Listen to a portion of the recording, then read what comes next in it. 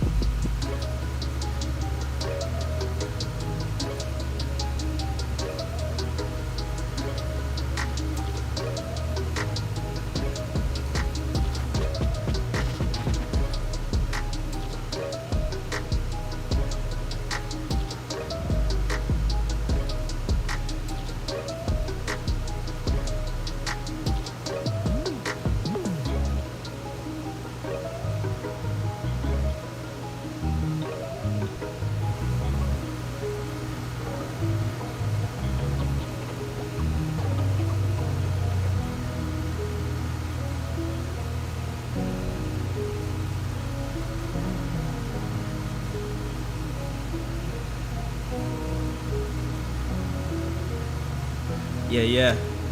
You guys know what it is. Let me see those emojis in the chat if you are ready to get started. Oh yeah. I see you, Pulse. I see Julian Valdez. Welcome back, my friend. Good to see you.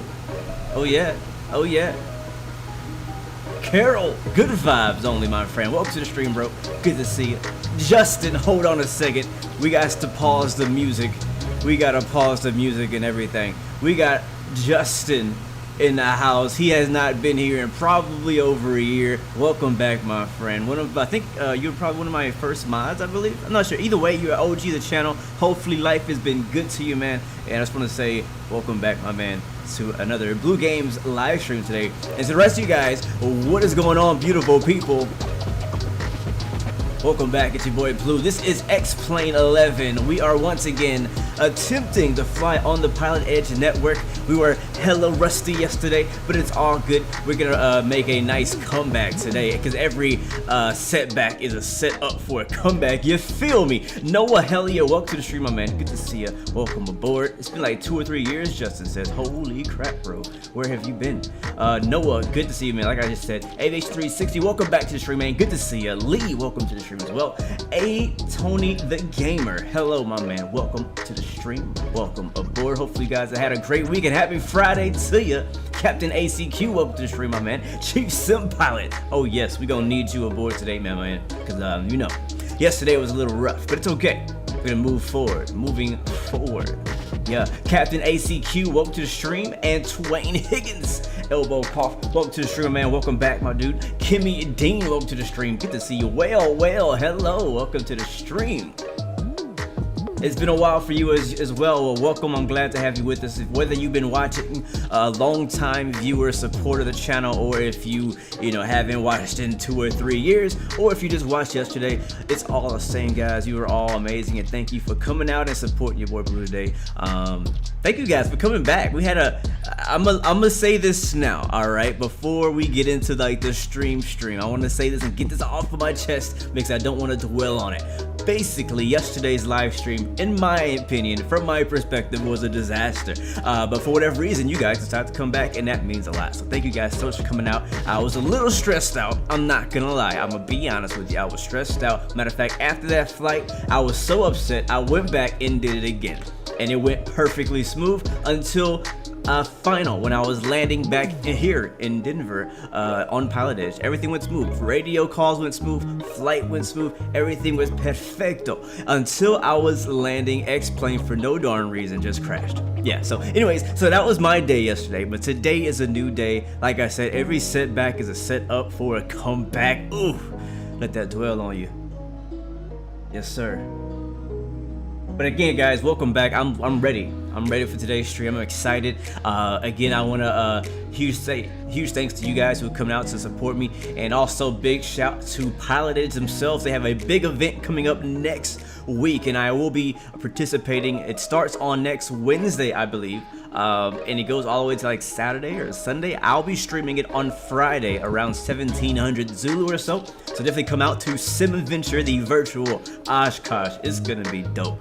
It's gonna be super dope. So I'm excited. Also today, again, we also have the 737 CDU we're rocking with again. So be using that, showcasing that today, and be enjoying that. I've been really loving this device, to be honest with you. Like, I really like it, like a lot. I have a whole video talking about it, reviewing it, so I'll show you guys that live and in action if you're curious about this. I know it's a bit expensive, so it's like, is it actually really worth it? So I'll let you guys see and decide for yourself. So I'll bring that back up when we're using it. And then obviously we got Next Level Flight Simulator Chair. Huge shout out to them.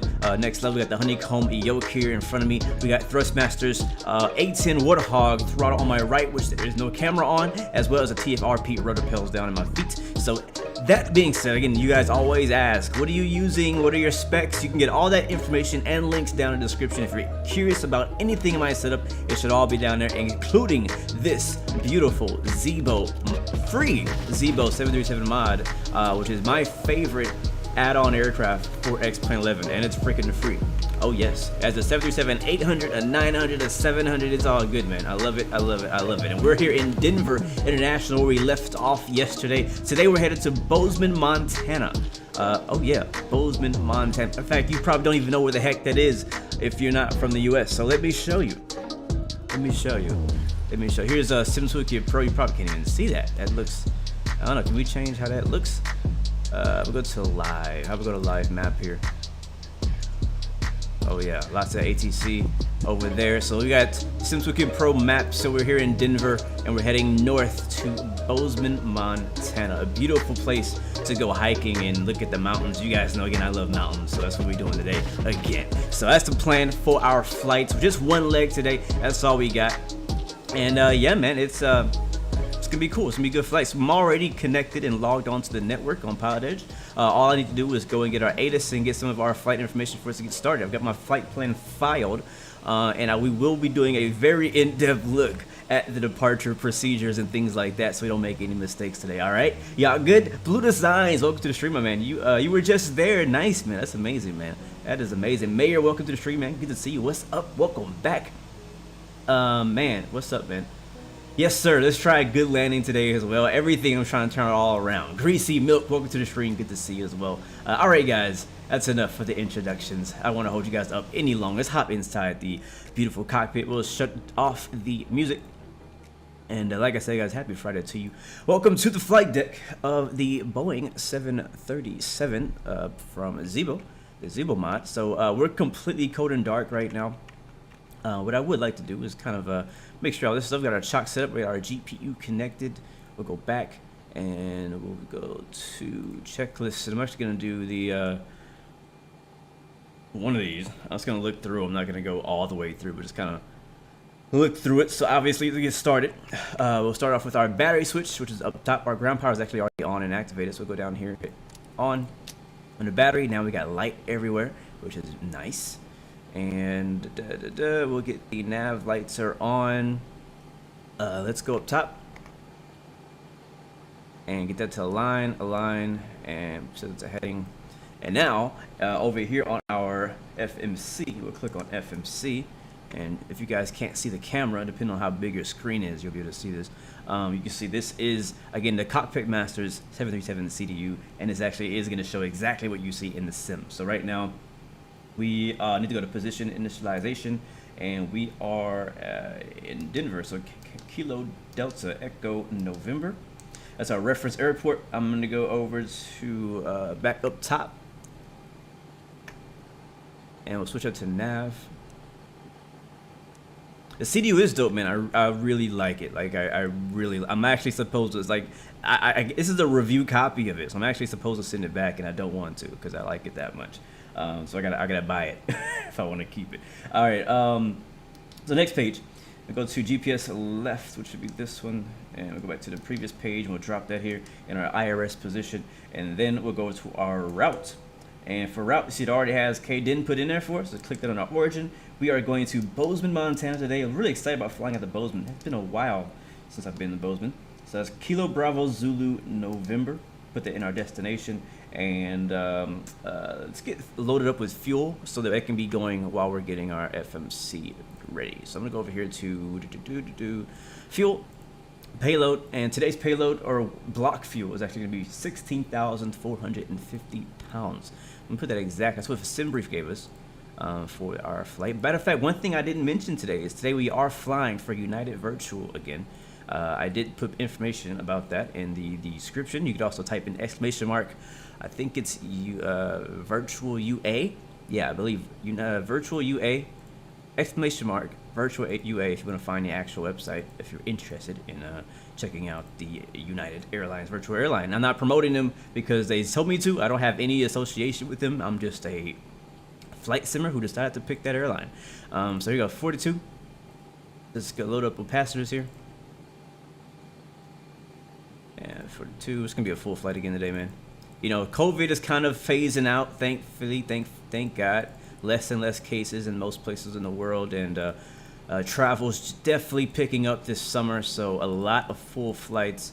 A lot of airlines are doubling down on how many flights they got going. You know, they cut back a lot. You know, I heard United has like something crazy like 10,000 new pilot jobs coming in the next few years, which is crazy. So it's probably a good time to be a pilot. Maybe not. I don't know about people who are just getting into training, because there's a lot of pilots who got laid off and have a lot of hours and are a whole lot more qualified than somebody like me who was just getting started. All right, fuel truck. Sorry, we'll call them out. All right, while that's going, we'll go back to our FMC and set up our flight plan. So the flight plan is super simple, and I don't even know if I want to do it yet. Do I want to get my? You know what? Let's not do that yet. Let's save that. Let's get the ATIS and weather information before we commit. I just don't want to do it twice. That's really what it is. Yeah, Avian 360 is the one who actually recommended me to United. He's also lives in Houston, and United, one of United's major hubs is in Houston. So living here, it's kind of hard not to be a United fan when you live in a United hub, unless you have somebody else there. All right, so flight plan has been filed. We just need the ATIS, and that is going to be on my chart. So let me get the chart, find out what the ATIS frequency is. I should already know it. We just flew in here yesterday. ATIS is a 134.025. Saturated 3D. Welcome to the stream, man. Welcome to the stream. Good to see you. 134.025. By the way, I did also watch back yesterday's live stream, and I now fully understand what I did wrong in our departure out of Salt Lake City. Fully understand. Like, I really get it now. So I watched it the first time back, and I was super confused. Left 34, right closed. Read back all runway assignments and hold short instructions. Holy crap. I'm sorry, headphones users. Holy. In my ears. Jesus. Save us. All right, man. Whew, okay, yeah, imagine me getting a full A320 cockpit, bro. I would be living the life. I wouldn't mind. Honestly, if I had a full A320 or 737 cockpit, I wouldn't be tripping. I'd be okay with only flying that. Like, I really would. Man, jeez. Those ears, rest in peace. That's right. All right, so we got the ATIS in Denver. Let's actually listen to it. ILS runway 34 left, runway 35 left, and runway 35 at approach in use. Multiple R9 Zulu approaches in use. VFR departures, contact clearance delivery, advise on course heading, altitude, and if flight following is requested. Notice to airmen runway 16 left 34 right closed. Read back all runway assignments and hold short instructions. Advise on initial contact. You have information whiskey. Alright, whiskey. They're landing. Denver International Airport. ATIS information whiskey.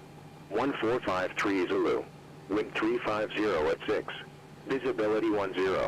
Few clouds at 4000. Ceiling 2000 broken. Temperature 29er. Dew point 9er. Altimeter 3016. Arriving runways 34 left, 35 left, 35 right. Departing runways 35 left, 25, 8. Visual approaches in use. ILS runway 34 left, runway 35 left, and runway 35 at approach in use. Multiple R9 Zulu approaches in use. VFR departures, contact clearance delivery, advise on course heading, altitude, and if flight following is requested. Notice to airmen runway 16 left 34 right closed. Read back all runway assignments and hold short instructions. Advise on initial contact. You have information whiskey. Alright guys, we have whiskey here in Denver International. It's it makes sense to have whiskey on a Friday, right? So we're actually departing north. So like they're using runway 34 left, 35 left, stuff like that, instead of 17, which is yesterday when we landed here, we landed south. Now we're departing to the north, so we're taking off to the north. So the departures 35 left. Yeah, so we'll be expecting 35 left. Where is that? That's way down there. They want us to go down there. 35 left, 25. We might get 25 and 8. So we might either get 35 left or 25. I don't know which one they're gonna give us, but we're gonna just kind of be expecting either or of those. Hopefully our departure still makes sense for that runway. What up, Flying with Rookie? Welcome to the stream, my dude. Welcome back, man. Again, been enjoying your full cockpit simulator. It's been really cool to watch you in that thing, and looking forward to visiting you hopefully during the weekend of Flight Sim Expo, man. I got your message on Discord. All right, guys. What was I gonna do? All right, we got whiskey. We got the information. We got the weather. Let's go ahead and get our clearance delivery, and that's gonna be on. It's gonna be 118.75 here in Denver. I'm going to turn this on full. Is 34 left, hold on. 35 left, 35 right. Departing runways 35 left, 25, 8. Visual approaches in use. ILS runway 34 left, runway 35 left, and runway 35 right approach in use. There it is. Multiple R. Thank you, Malaki, for the subscription. Welcome to Blue Arrow Royal family. Do a one-engine taxi. If we have like a long taxi route, maybe. I don't really know that I know how to do the correct one-engine taxi procedure in a Boeing. I can do it in an A320. I know how to do like the cross-feed start and all that stuff in an A320, but I'm not familiar on the procedure to do one-engine taxi out with the Boeing 737. So I'm not gonna worry about that today. We'll just do both engines. We're not paying for the fuel, so it's not my concern. But we're on clearance. Let's go ahead and call in and ask for our clearance to Bozeman. Make sure my keys are set up. That is. Let me get my notes so I can get ready to copy. And hopefully they can hear me today. All right, let's get it. Denver clearance, United 116, looking for IFR to Bozeman, and we have whiskey. At 116, Denver clearance clear to Bozeman, Darth, 1 departure to Darth on his file, decline via SID, departure frequency 126.1, squawk 5665. 5665. Can I get that departure frequency again for United 116? 126.1.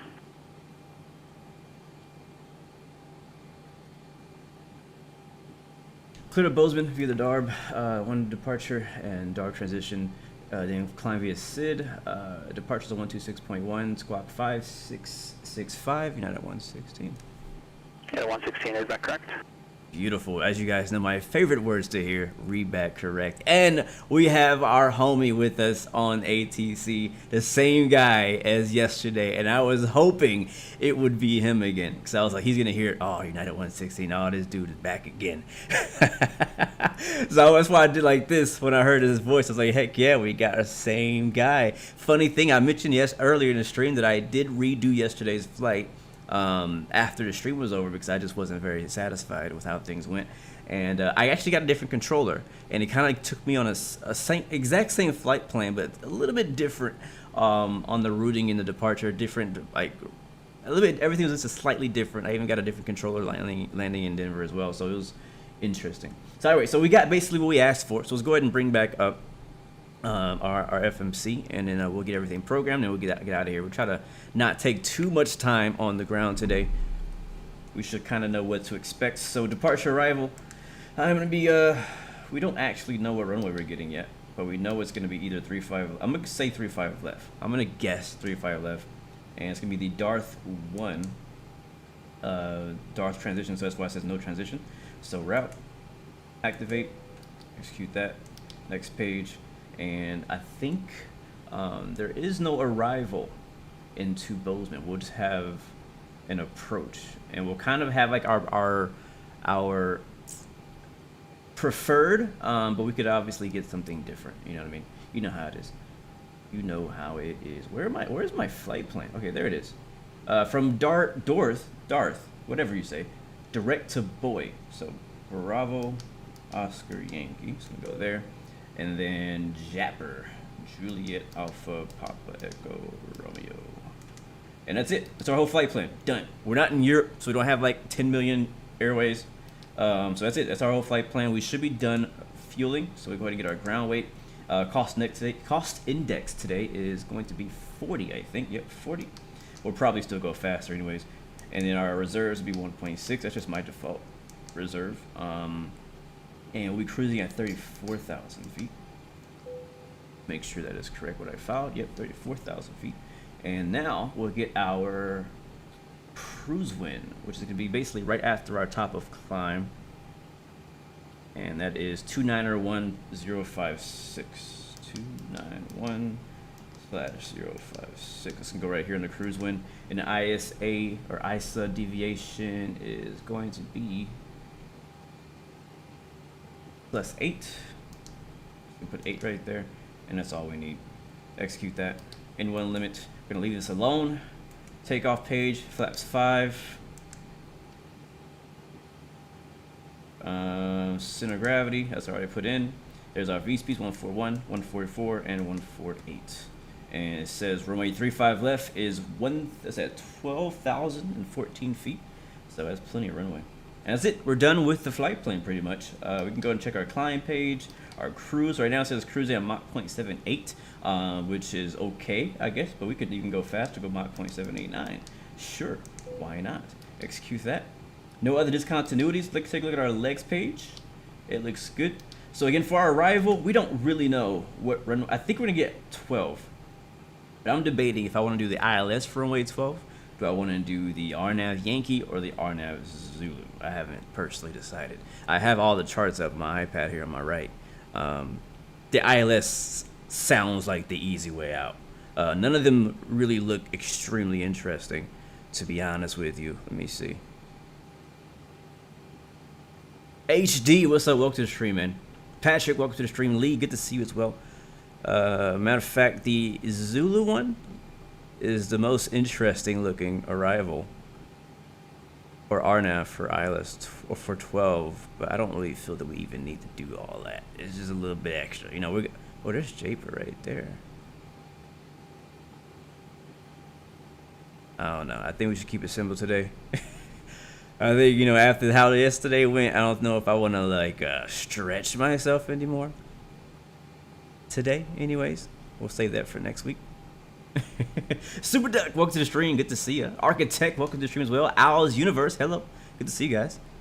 So we'll just stick with ILS for now. We don't even know what the weather is out there. So we'll just default to ILS and we'll change it if we decide to change it. And then let's see, our point from that is probably going to be Kitco. Is that an option? Yeah, Kitco.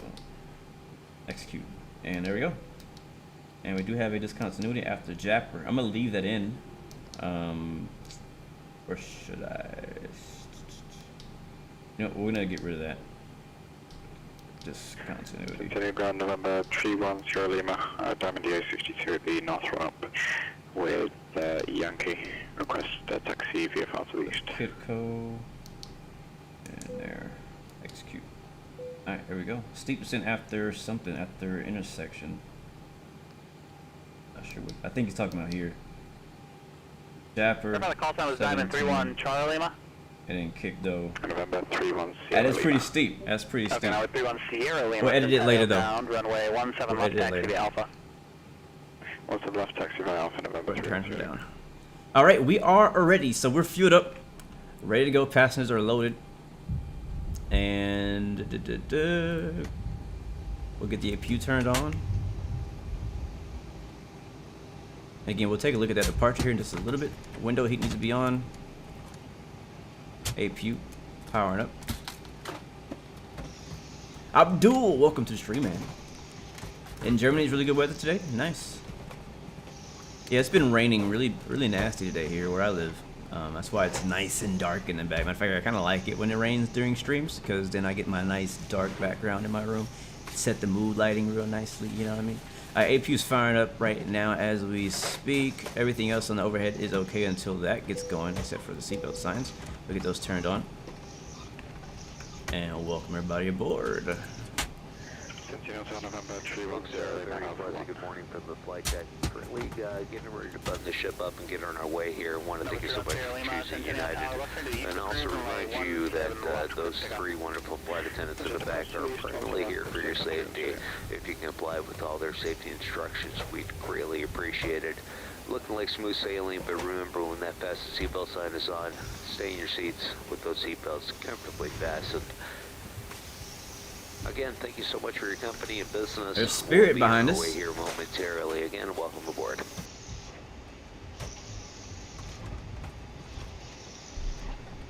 Welcome aboard, welcome aboard. Alright, I like it. Good morning, 22442 Papa, Bravo. Wait, why is Nightbot not updated? That's wrong. We're not flying to Denver today, guys. Flying to Bozeman. Alright, there's APU. Popped it on. Pack's coming on. APU bleeds coming on. Air is coming on. And beautiful. Let's go ahead and get our pushback. Ground, departure frequency 118.57, that's Denver Center. Ground to cockpit, where do you want us to put you? You know what? I don't know. I don't know where to push. We don't know what runway we're getting. J Horse 508, thank you for the subscription. Welcome to Blu-ray family. Appreciate you so much. Hopefully you guys enjoying your day so far. So we're actually not gonna call that out yet. Let's go and get over to ground. And then we'll request pushback. Ground's on 1-2. Well, Water ski and I stopped listening. water ski? What?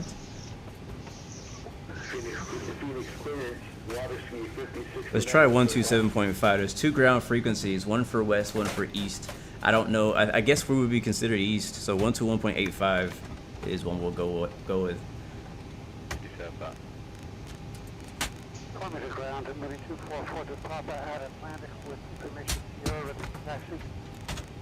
244 to Papa, Papa ground. That's the thing. Infinite Flight doesn't have any cabin noises. 12185. That's a 7. Runway 5 for Alpha and Bravo, 4 to Papa. There it is. Alright, cool. Alright, let's get that squawk code in too. I actually almost forgot that. 5665.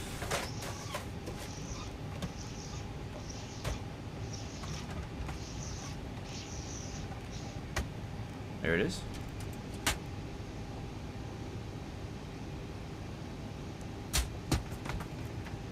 Alright, we're ready to push. I just don't know what direction we're pushing.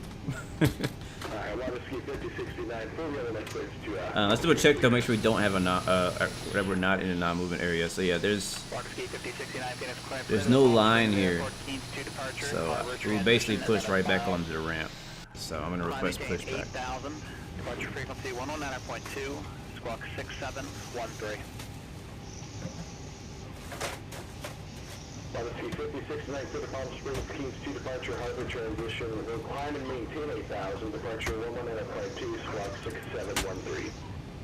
Water ski 5069 back correct.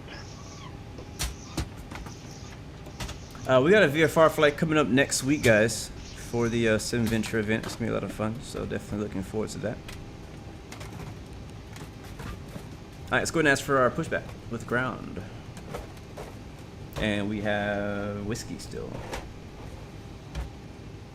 Denver Crown, United 116, requesting pushback with whiskey. United 116, need to push onto a taxiway. A firm, looks like it's going to be Bravo November, United 116.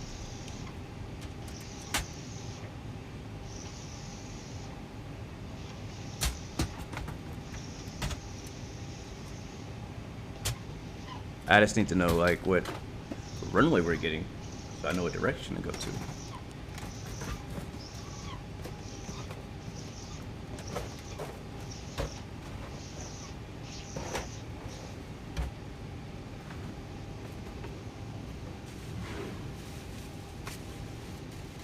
Actually, let me look at this other chart here.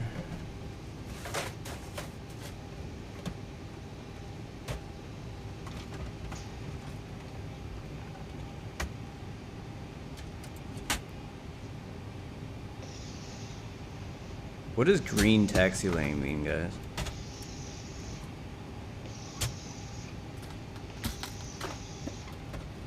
I think we're at, let's see, what gate are we at? We're at gate 45. Yeah, so if we push back would be concourse B.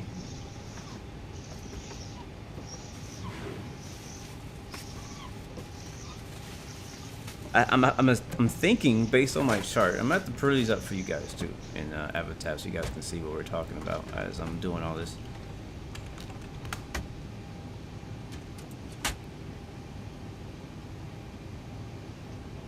I didn't get a reply, so either he didn't hear me or he wants me to say the whole thing over again.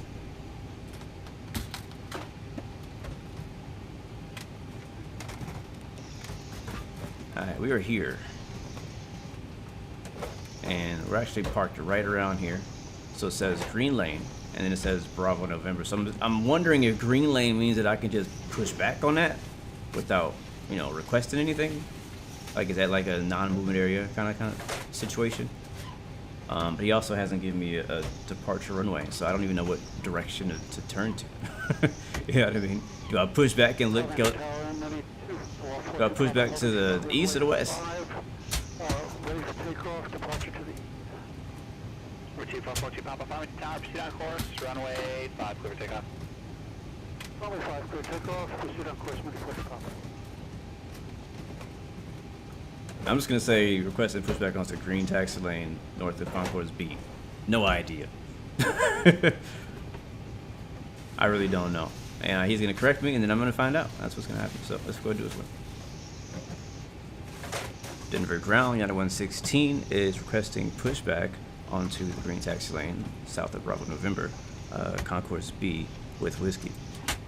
That's a non-movement area, sir. I don't control that, and we don't severely ramp control on pilot edge. Thank you, that's why I asked. Alright. Alright. What is his name? I didn't know his name. That's what I had a feeling. I was like, I don't know. I don't know what green taxi lane is. Now I know. Alright, we're pushing back. And we're just gonna face to the east, because he ain't give me no thingy. Smart car is already running. Thank you though for the update, or for the reminder. 360.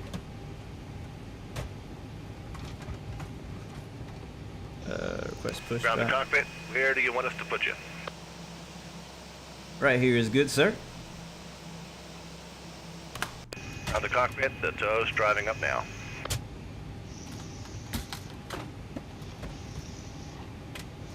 I'm assuming, Patrick, you're talking about some Friday night flight or something at TNCM. So I'm assuming you're talking about.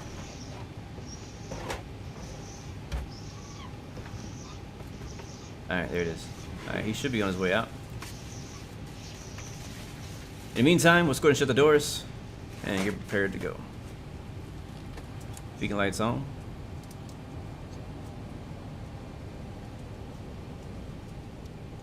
Let's make sure the doors are actually closed. I've had a few situations where the doors did not actually shut. We are on APU power, so shut the GPU off, and the pushback guy, he'll go ahead and remove the chocks for us. All doors and hatches are closed. We're connecting now. Yeah, 360 actually went ahead and started smart cars before even starting the stream, just to make sure I don't forget. So it's been sitting here running the whole time. Like, we don't know what runway we're getting, so make a wild guess and say 3-5 left.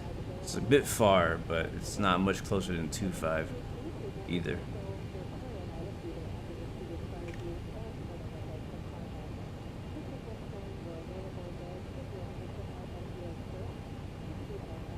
I'll be happy to assist.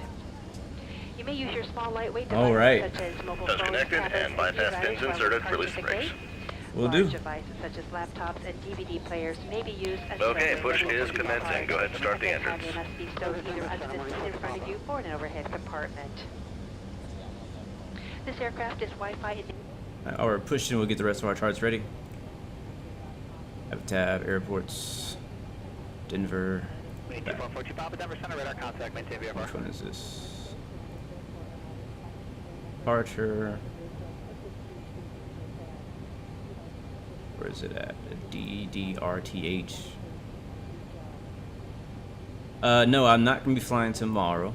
Or at least I won't be streaming. I might be flying, but I won't be streaming. I don't stream on the weekends in most cases. So I do not have any plans to stream this weekend. And we're going to KBZN.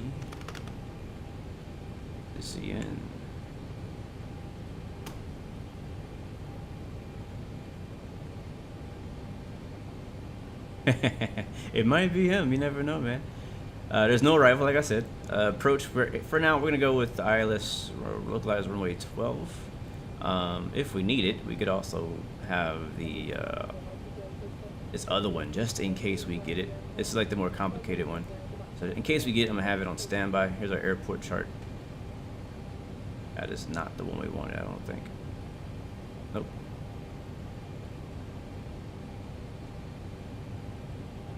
This one right here. Nice. Alright, cool. Charts are in there. Let's go get the engine started. Fuel pumps left. Fuel pumps right. Do we have any fuel in the center? Negative. And then we'll get the packs turned off. APU is already on. APU bleed is running. Got the isolation valve set already. And now I'm going to go and switch our engine start to ground on the right engine. Operations complete. Set the brakes. Engine 2. Brakes set. I actually have a Stand by. We're keybind disconnecting the tow now. for that. So I'll shut up while you guys listen to the engine start. For international destinations, your flight attendants will advise if it's necessary to turn off and stow your device. Whenever the seatbelt sign is on, your seatbelt should be fastened low and tight across your lap. To fasten, slide the metal end into the buckle. Tighten by pulling the loose end of the strap. Lift the buckle to release. We suggest you keep your seatbelt fastened at all times, even when the seatbelt sign is off. If you're seated in an exit row, you may be required to assist the crew in an emergency. If you cannot perform the functions described on the safety card, please ask a flight attendant to be reseated. This 737 is equipped with 4 exit doors, 2 on each side of the aircraft. When open, slides... Tow's disconnected and bypass pin removed. Signals on the right. We'll see you. See ya. Alright, we have one good engine. Start up engine number 1 now.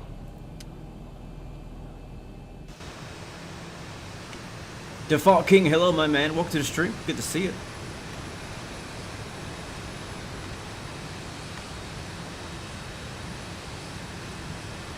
Oh, there's one thing I wanted to show you guys too, but I'll wait till the engine start up.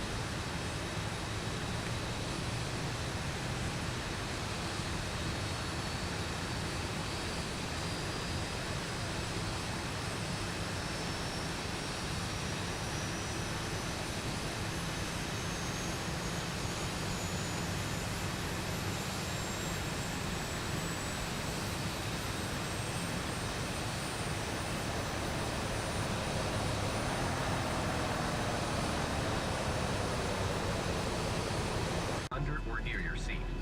When directed, All right, that left engine should be fired up now. has been removed. And that it is. Both of those are stabilized. We'll get the gens on. Pop, pop.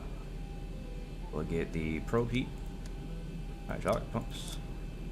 Get the APU turned off. APU bleed off. Packs, turn those back on.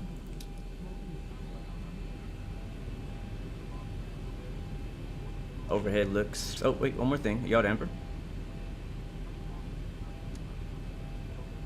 And that'll be all. Make sure the doors are shut. They are.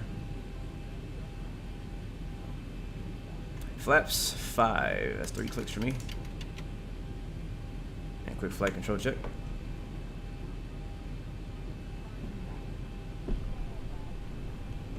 Nice, nice, nice. Love it, love it, love it. All right. Oh, before we leave, I want to show you guys something really cool. So this is actually, I believe this is modeled. So I think this is the gate. When I flew into Denver last week, this is actually the exact gate we were at, C-48, in this Spirit A320. And inside looks just like this. Like, I'm not kidding. This is exactly what it is. Except these shops are like not the exact same shops. There's something different, a couple different restaurants. We can obviously tell those are just kind of placeholder pictures, but it's exactly what it looks like. Like, exactly, like they to the T, man. And another cool thing they do is this right here, this little Learjet or whatever this is in the middle, or Citation maybe, model hanging in the terminal. That's actually there. So a really good job on this terminal. I'm not sure if the Microsoft Flight Simulator version simulates it to this extent. I don't have the payware version. I only have the default one, which is okay, but there's no inside stuff. But yeah, I was really impressed by that. I was like, oh, this looks just like the real thing. Let's go ahead and get our ground clearance to whatever runway he decides to give us, because we still don't know. So yeah, let's go ahead and do that. We are squawking already. That's good. All right, cool. Denver ground, United 116 is ready to taxi with whiskey.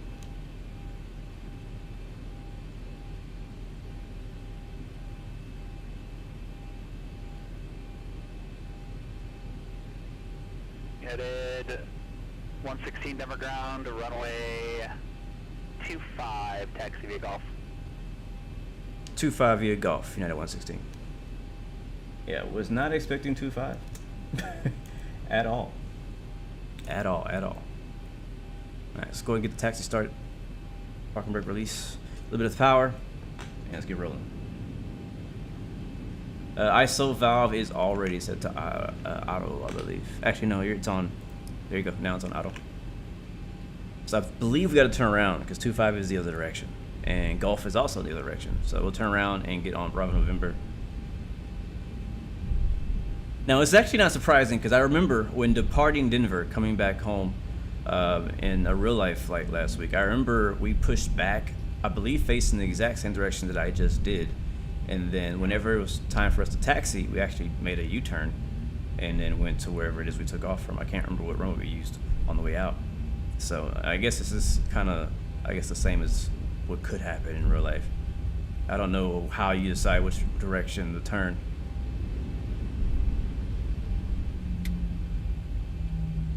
Okay, beautiful. All right, so since we're using 25, let's go in our FMC now and change our runway, because now we know what runway we're taking.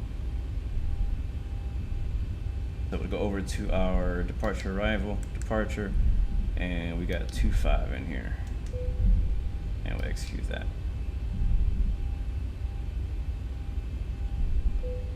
Takeoff speed deleted, that is fine. Go back over to init, N1 limits, takeoff, there's our new V speeds based on the new runway length of that runway. And that is all we need to adjust. Let's just make sure nothing messed up on our flight plan though. It looks good to me. So what we gotta do now that we know what runway we're using, we need to actually brief our departure. All right, so let's do that. This is where it kind of went wrong yesterday, so I wanna make sure I pay attention. So 25 is actually gonna have us over here. That's Bozeman.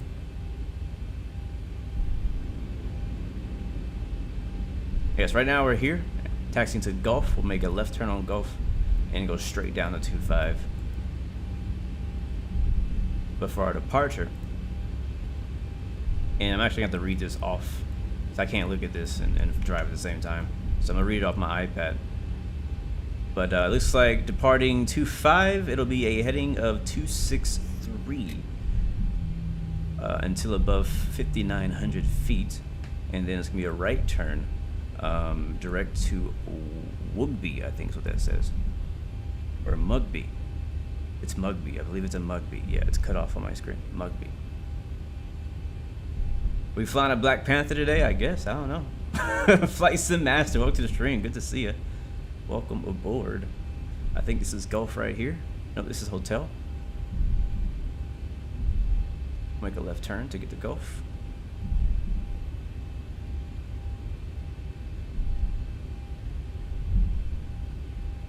Yeah, this is Hotel. So we go around this area and make a left turn at the next intersection.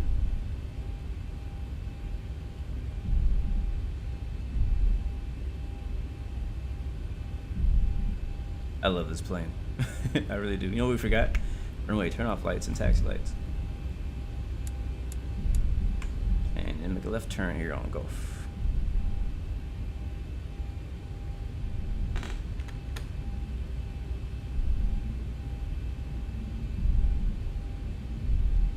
Ooh, a little wide there. A beat wide.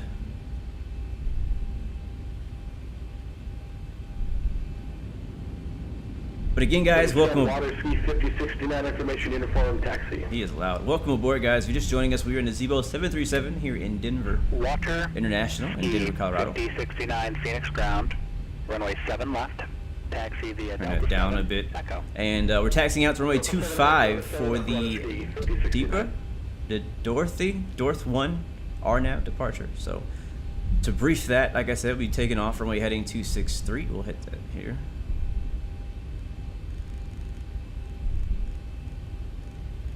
263. And I might have to read the rest when we get stopped, because I don't know if I can drive and like look at it at the same time. To be honest, I don't know if I could do that.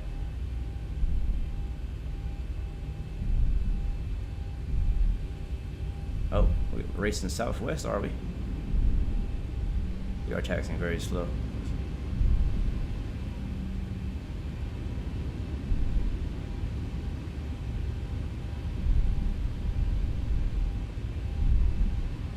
Southwest smoking us, man.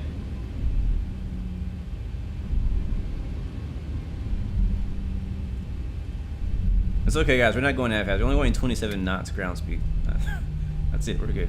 We're not too fast. No speeding tickets today.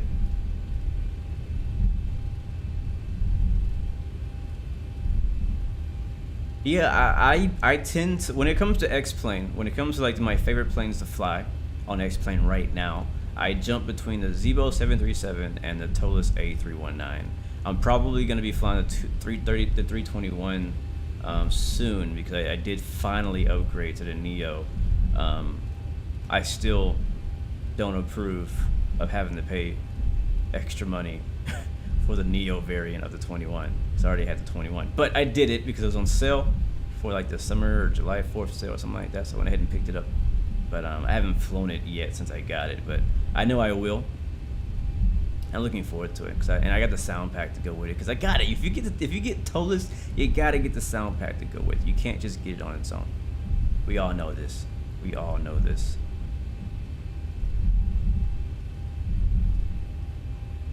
Is the TCA throttle compatible with FSX? Your stick works fine, but the quadrant seems buggy. I'm honestly not sure. I know it works for Microsoft, I know it works for P3D, and I know it works for X-Plane, but I cannot confirm that it works for FSX. I don't have FSX, so I haven't tried it myself. So you'd be basically taking a risk to get it to work with FSX, because it might not. I feel like it would. I feel like it should. I don't see why it wouldn't work, especially since it's built on a similar platform as like P3D and Microsoft Flight Simulator. All right, so right ahead of us is going to be runway 25. We're going to hold short here. At 25, where the flashy lights are. That's going to be the hold short line. We are not ready to go, and there's not a lot of traffic here in Denver on the network, so I'll be okay with holding up traffic for a little bit while we take a look at our departure so we know what to do exactly. All right, so I'm gonna hold there, set the parking brake, and let's go ahead and figure this out. All right, let's figure this out. Okay, so we're here at 25, so you can see me taking off to the west. It says at or above 5,934. Make a right turn to Mugby, where we need to be at or above 10,000 feet. From Mugby, we continue to Waze at 323, and then from Waze to Lado, where we need to be at or above 12,000 feet, and then Rinker at or above 14,000 feet. Our transition, let's see, is two really close waypoints here. It's gonna be the Herder, I believe. Yes, Herder at or above 16,000 feet, and then Troto. From Troto to Yami at 17,000 or higher, and then our last waypoint is DDRTH. That is the final waypoint on there. If we read the actual written part, so runway 25, climb on heading 263 to 5,934, then climbing right turn direct to cross Mugby at or below 10,000 feet. Oh, did I read that? I don't think correctly. I did. That line is above it, so it'd be. I meant to say at or below, not at or above. But yeah, I'm glad it's helpful when it has this written out for you too, so you can kind of be like, oh yeah, that's what it's supposed to be. And then track 2323, same as I read all through here. And basically what he told us is to climb via SID, so we're gonna be doing exactly that. That is the plan. And let's make sure I'm not missing anything else on here. From Miami on track 300 to Darth, maintain flight level 230 or FOUL lower altitude. Expect higher FOUL altitude to melt. So basically, the top altitude is 23,000 feet. We can continue flying or climbing via SID. We don't want to be any higher than 23,000 at Yami. That's what it's telling us. Or actually, to cross. Wait, here it is. Maintain 23,000 feet or FOUL lower altitude. Expect higher FOUL. Yeah, so after Yami. Waterski 5069, ready to take off. Runway 7 left. Other than that, it looks Waterski 50, good. 69. So that's what we got going on today, guys. So if I make a mistake, we just read through it, and I must have done something wrong. So basically what I'm going to do is I'm going to set my altitude. So I'm actually going to set it to 10,000 first to make sure we do not go higher than that.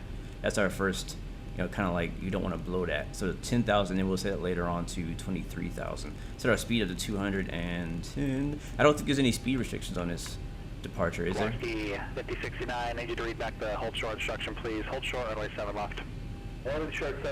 It's always a small little details that catch me. So just looking to make sure there's no speed restrictions on this departure.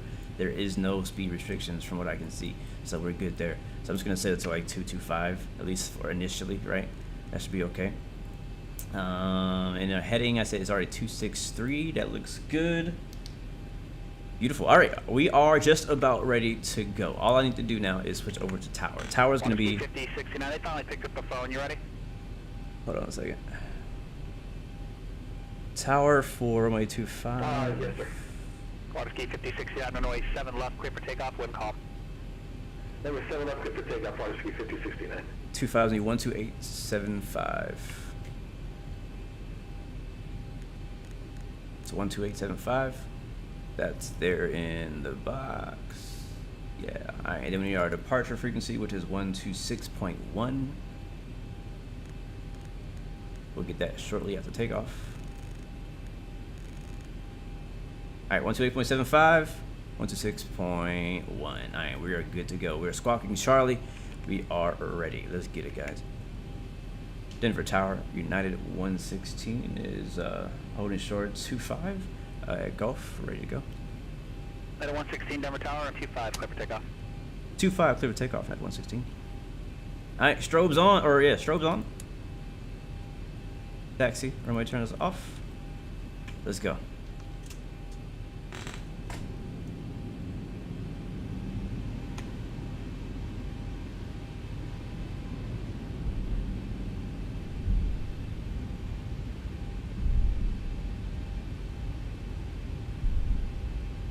Curious where I get the frequencies. I'm gonna have to show you when we get in the air because I'm kind of at a crucial point in the flight right now. But it's on the chart.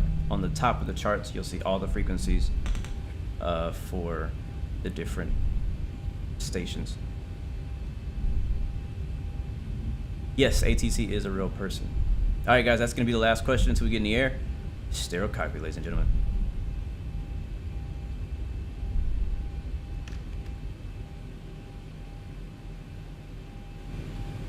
All right, run them up. Toga.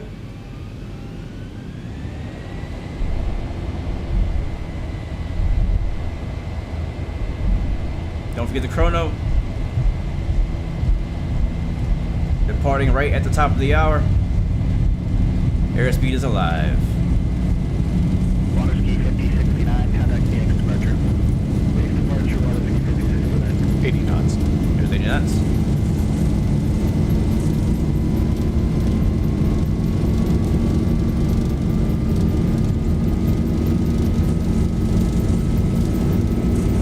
Easy. Take a departure, water ski 5069, 4000, 3000. Water ski 5069, Rotate.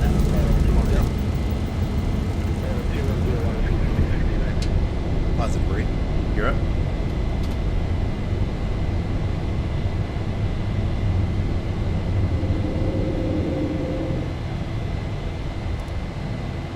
$400.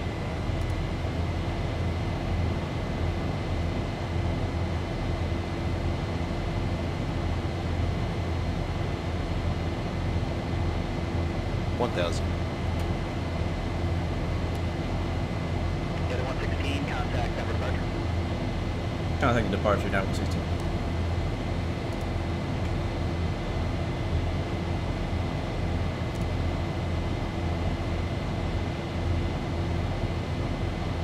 Denver departure United 116, passing 07000, climbing via SID. At 116, Denver departure radar contact, may altitude again? Passing now 07200, climbing via SID. United 116. And verify your altitude 7,800 and climbing. You can drop that leading 0, it's just going to lead to confusion. Copy 07008, United 116. What did I just say about 0, sir? Passing 7,900 now, United 116. Thank you.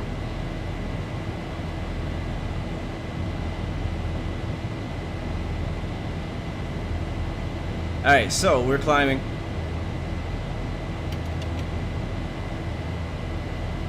I still have control of the plane.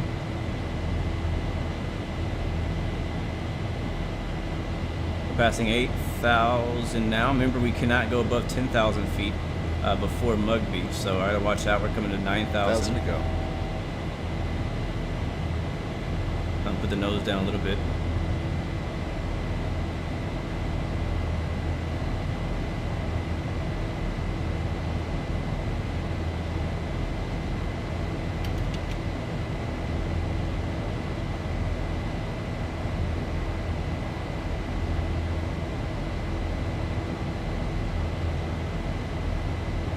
Flap still coming up. Here comes 10,000. Let's go ahead and level off.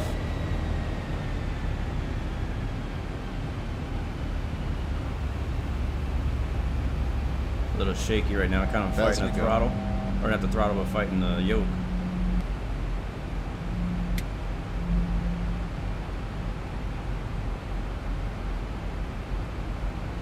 Not sure what that yellow is for.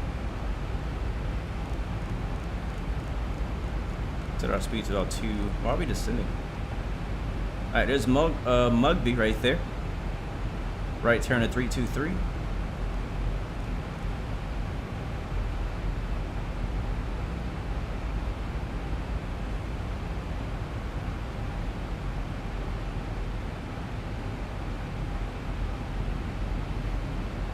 And we're at 8,000 still. We can now climb up to 12. And I'm about to hit autopilot here in just a second. Just want to hand fly it a little bit. Flaps are fully retracted, gears up and off.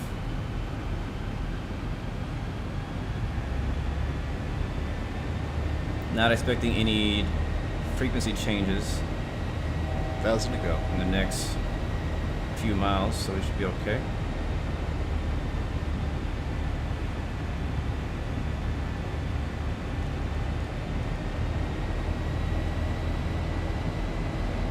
Go to Waze now. Do my best right now, try to fly the magenta line.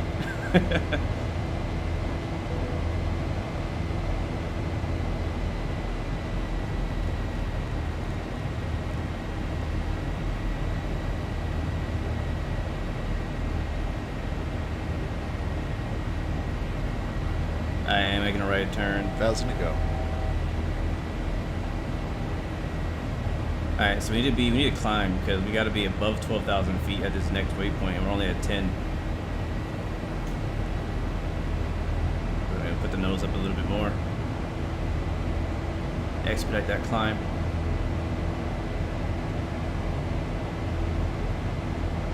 Try to be a bit more smoother on the yoke because it's going to make it really uncomfortable for our passengers back there.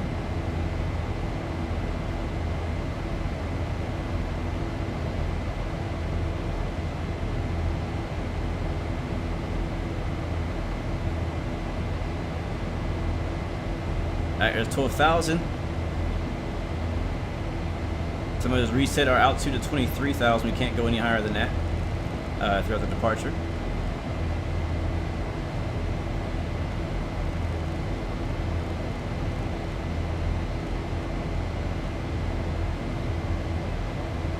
We can kind of relax that, give it some elevator trim.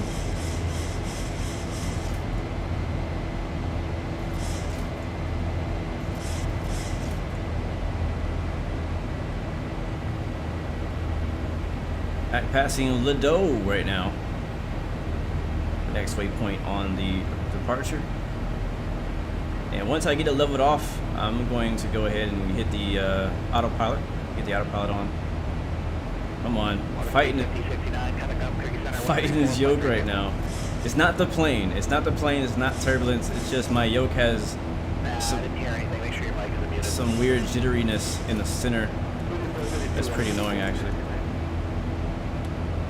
Alright, let's go to autopilot now. And VNAV. There we go. Hands free, baby.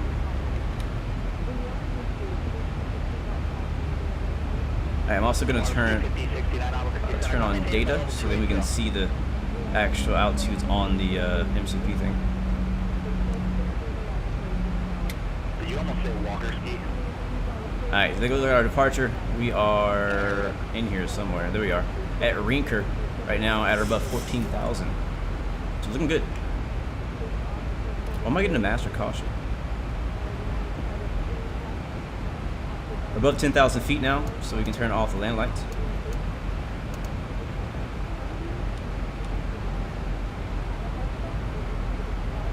The captain lets the flight crew get up from our jump seats. After you connect to the United Wi-Fi network, go to unitedwifi.com. You can access united.com and the United app free of charge. Where you Beautiful departure out of Denver. I'm loving it. Why are we descending?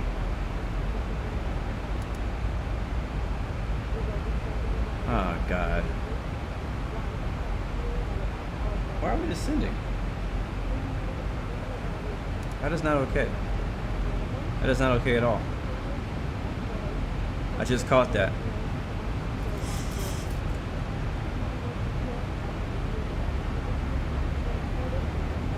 Alright, here we go. Yeah, I don't know what happened, but for whatever reason it started descending on us. United 116 number.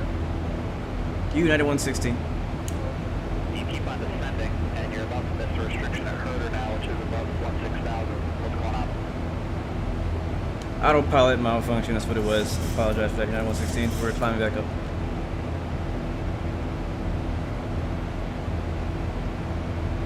Yeah, I was like, as soon as it happened, I was like, he's gonna call me. We're about to bust through this restriction at 16,000, because now we're below it by 800 feet.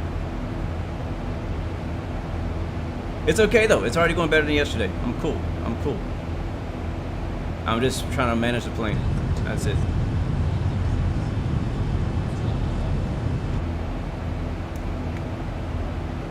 Alright, passing 16 for 23. And other than the autopilot tripping out for just a second, we're good to go. we're good. We'll meet all the other altitude restrictions. It's pretty spread out from here, so that's 16,000 at Herder. So we were supposed to be, when we crossed, we were at 15,200 because of the descending for a couple minutes. The next one's gonna be at 17,000. We should be able to make that easy because we're going to 23 right now.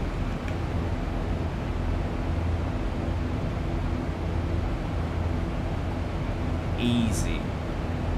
Yeah, it was weird. I gotta look at my flight plan because it had me descending.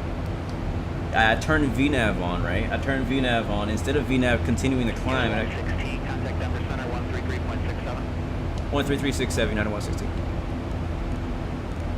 Route 442, operator services terminated. Squawk and maintain VFR. For exchanges approved. There it is. Yeah, so I was trying to climb and VNAV wanted to go down. I don't know why. No idea, but it's okay. We saved it. I mean, restrictions are there for a reason, but, you know, thankfully there's no mountain at that restriction, right? So we didn't die. Denver Center, United 116, passing flight level 190 for 230. Or I should say climbing via 116, Denver Center, climb maintain flight level 340. Climbing to 340, United 116.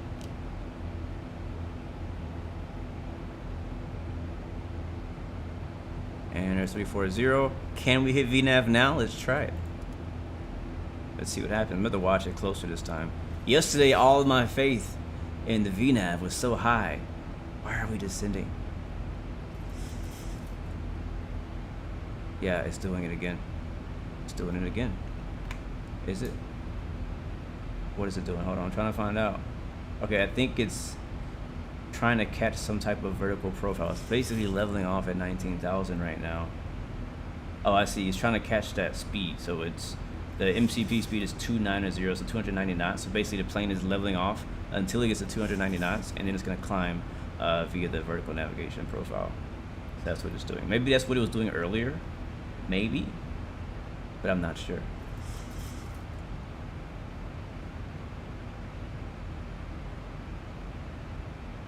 Welcome to the stream, Brandon. I see you guys got a lot to talk about in the chat. Don't worry, we will definitely discuss once I get more hands off. Why are we leveling at? Are we gonna climb? Gio, what up, bro? Welcome to the stream. Yeah, I'm gonna just manually climb it because I don't know what it's doing. I don't know. He said climb and we've leveled off. That's not climbing. That's not climbing. So I must have done something in the setup of my FMC. Because I'm noticing as well that I'm not getting climb or cruise. Something is not set up. Alright, we're climbing. We're okay at the moment. But yeah, look down here. If I go to my climb page, this is my climb page. Nothing, right? I have no cruise altitude. Did I not set that up in the beginning? Yeah, 34,000 feet. Cruise. Flight level 340. Okay, now we have a cruise. Why wasn't that there before? Now that might be the reason why VNAV isn't doing anything. That could be the reason why, right there.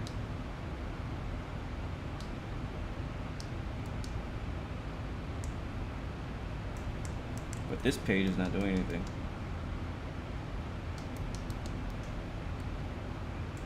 Nope, I don't know.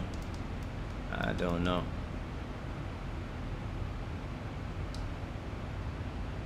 So, well, it's okay. We'll just manually do it. All right, we're above 18,000 up. We can go with standard on both sides.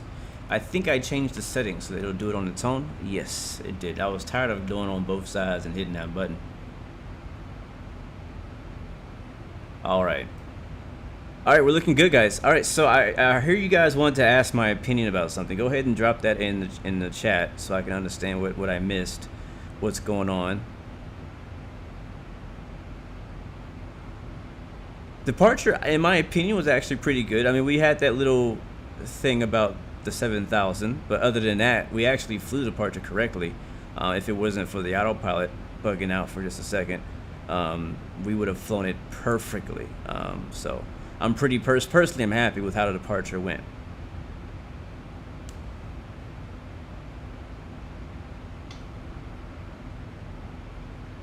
I'm personally happy with how it went. Let's get an outside view. Oh wow, look at that. That is gorgeous.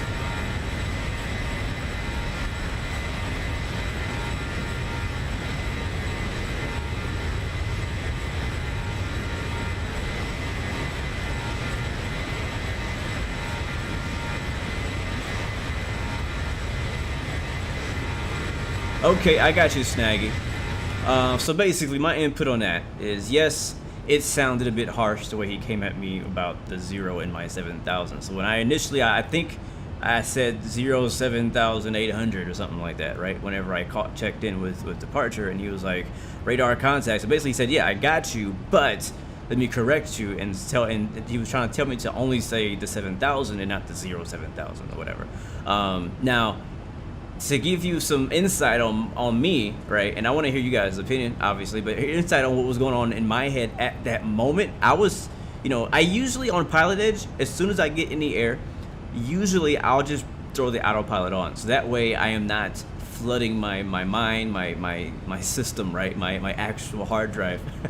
So I'm not flooding myself with tasks to do, because it's very easy to get task saturated when flying an airline or any plane in a busy airspace. But today I was like, well, I feel comfortable with flying the plane. It's very simple what I have to do. I feel comfortable with being able to fly and talk at the same time. Now here's the thing though, at the point that I switched over to departure, I went from the main window, had to move my window all the way down to change the frequency, move back up, right? I'm still flying by hand, trying to fly the magenta line, and then he said, and I say, you know, departure, blah, blah, blah, I'm at this altitude, and then he replies, and where I only faintly heard what he said, to be honest with you, I'm just being honest, I only faintly heard what he said, and so I didn't actually catch what he said, so I basically went back and repeated what I did the first time, the incorrect way, a second time, because I didn't understand what he said, and so then he corrected me a third time, right? And at that point, I believe I did actually say it right on that. But I'm just letting you know what happened, like, for me.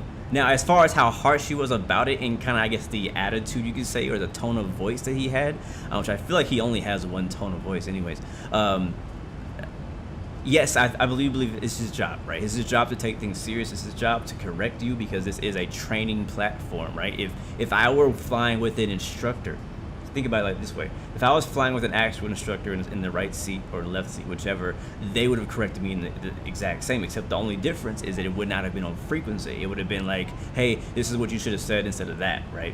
I don't know if the controller in real life would have actually corrected me. Like, he probably would be too busy to correct me. He'd just go on to the next plane. But yeah, it's kind of like an instructor kind of thing. Now me, I did get frustrated, and that's why I was like, right? Because it's like, come on, it's the same freaking thing.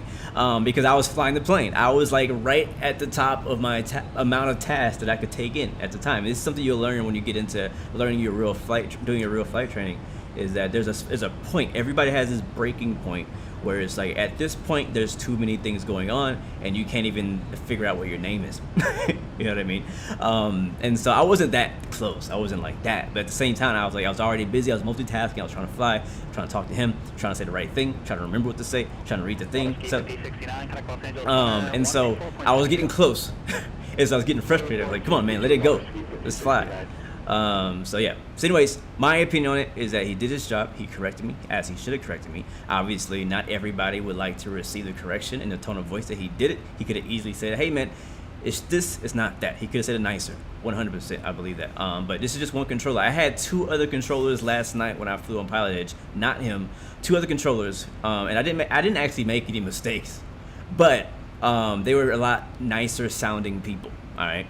But for this guy, I don't know his name, but this is just his one tone. He's like, you know, no offense to him, I don't actually know him personally, but he's like Squidward. You have one, like, even when you're happy, you sound the exact same.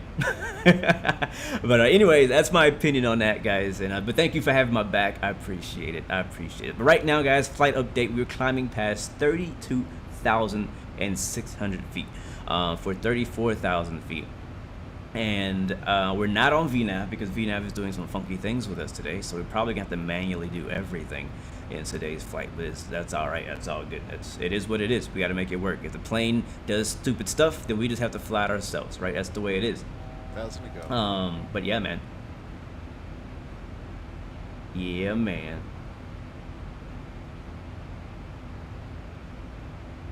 Gio, should you fly on PE? Of course, you know I'm gonna say yes. Of course I'm gonna say yes, bro. But yeah, it's a paid service. These guys, this is their job, to be on and be controllers and be as realistic as possible. So they will hold you to the smallest thing. Now again, there are some controllers who may be a bit more lenient, and it also depends on their workload and how much they got going on. But for the most part, they want you to say the right things at the right time all the time. So, but again, compared to yesterday, this is way better. I messed up on 1,000, right? That's it. I messed up on 1,000 saying it correctly. That's it. So I'm cool. It's just let it go. All right.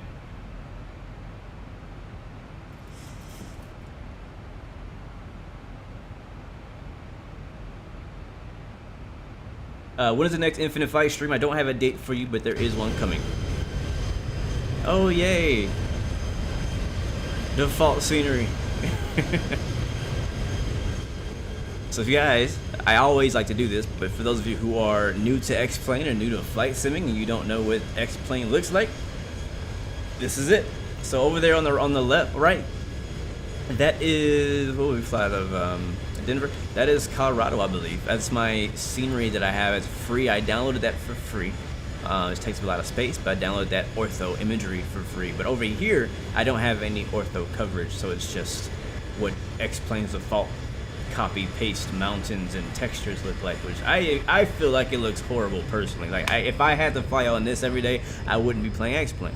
This is why I say whenever you're comparing Microsoft to X-Plane, this, what you're looking at right now, is the version you should be comparing to Microsoft, not this version over here. So yeah, because that's default versus default, not default versus a whole bunch of add-ons. Let's see if VNAV will work now. I don't think it will. It might though. It might. We do have a top descent in 304 miles.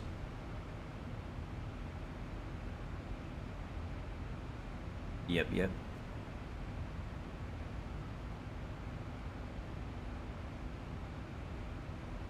Keyboard and mouse order. Nice, man. What's the big difference between this and VATSIM? VATSIM is free and Pilotedge is not. VATSIM has full world coverage wherever ATC decides to be, and Pilotedge has pretty much US, the western part of the US, full coverage, like full coverage. You're always gonna have ATC as long as you're flying within their area. VATSIM, you may or may not get ATC, right? So it depends. And also Pilotedge does have like an open time, so they're only open certain hours of the day, and it's basically all day that they're open.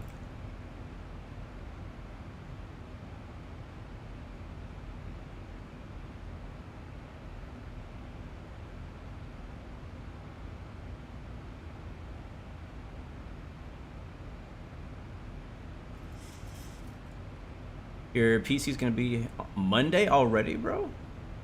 Wow, that's soon. I'm excited for you, man, to get your PC on Monday. That's gonna be a huge upgrade from your laptop you've been rocking, man. I'm looking forward to seeing what the sim looks like for you, for sure. Yes, exactly, Hamster. You should compare the default Microsoft Flight Simulator without photogrammetry. Now, I don't know about that, because in most cases you're gonna use the default photogrammetry on Microsoft Flight Simulator. Yeah, you can turn it off. Yeah, you could run it without it. It just looks like FSX at that point. But in most cases, if you're gonna play Microsoft Flight Simulator, you're gonna play it with photogrammetry, with the ground textures and all that stuff like that. Yep, take that day off and let's stream. You should definitely. If you're getting a brand new PC, bro, you should definitely take that day off that you get it, so you can get it set up, you can get all your stuff set the way you like it. You'll definitely love that, bro. 100%, man. You guys, I mean, I would. Like, that's a big deal, bro. A new PC in 2021, you know how hard it is to get one of those with good parts? You know what I mean? Like, that's a holiday, my dude. Captain Stan, welcome to the stream, bro. Welcome back. Good to see you. Yes, sir, I agree with you. Flight Sim 98 is the best. 100%, bro.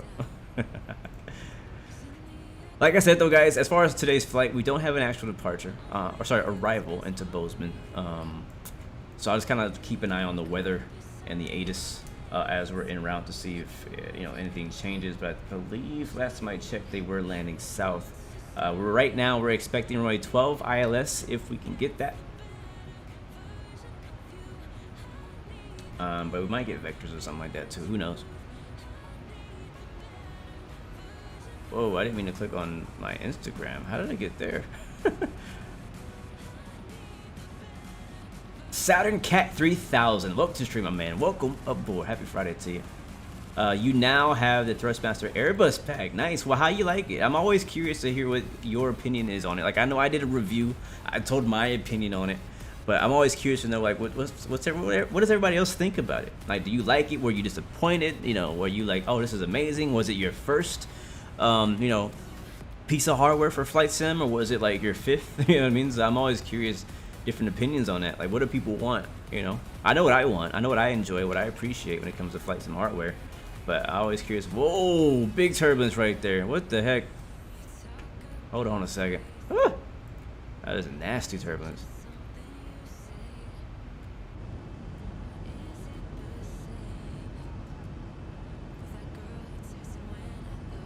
Dylan, my friend, would I recommend Pilotedge? You're fine with the ATC interaction. You're just skeptical of getting it because of the limited coverage. Now, that's honestly, I feel like the biggest killer for Pilotedge for most people is the limited coverage. Again, you only get, you know, the western side of the U.S. So you can go to San Diego, Seattle, El Paso, Phoenix. There's a lot of great airspaces in that area. Like, you can do a nice 2 to 3 hour long flight within that area if you're doing like an airliner. And there's a lot of towers to be covered, stuff like that. So there's a lot to do, and you can basically simulate any, you know, ATC interaction or any approach type that you can get anywhere in the world in that area.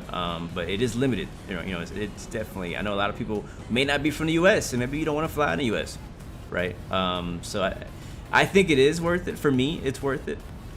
But the thing is I do like to fly all over the world. So if I'm flying anywhere else, I'm flying on VATSIM. If I'm flying on the West Coast, I tend to prefer to fly on Pilotedge if I can. And that's either X-Plane or Pilotedge, you know. I paused my account for a little while, so I just got back active, you know, this month. But I would recommend it. I would recommend trying it. That's what I would say. I believe they do have like a free trial you can do for, I can't remember how long that trial is. It's either a few days or a week or something like that. So if you haven't used it already, I would recommend trying the trial first.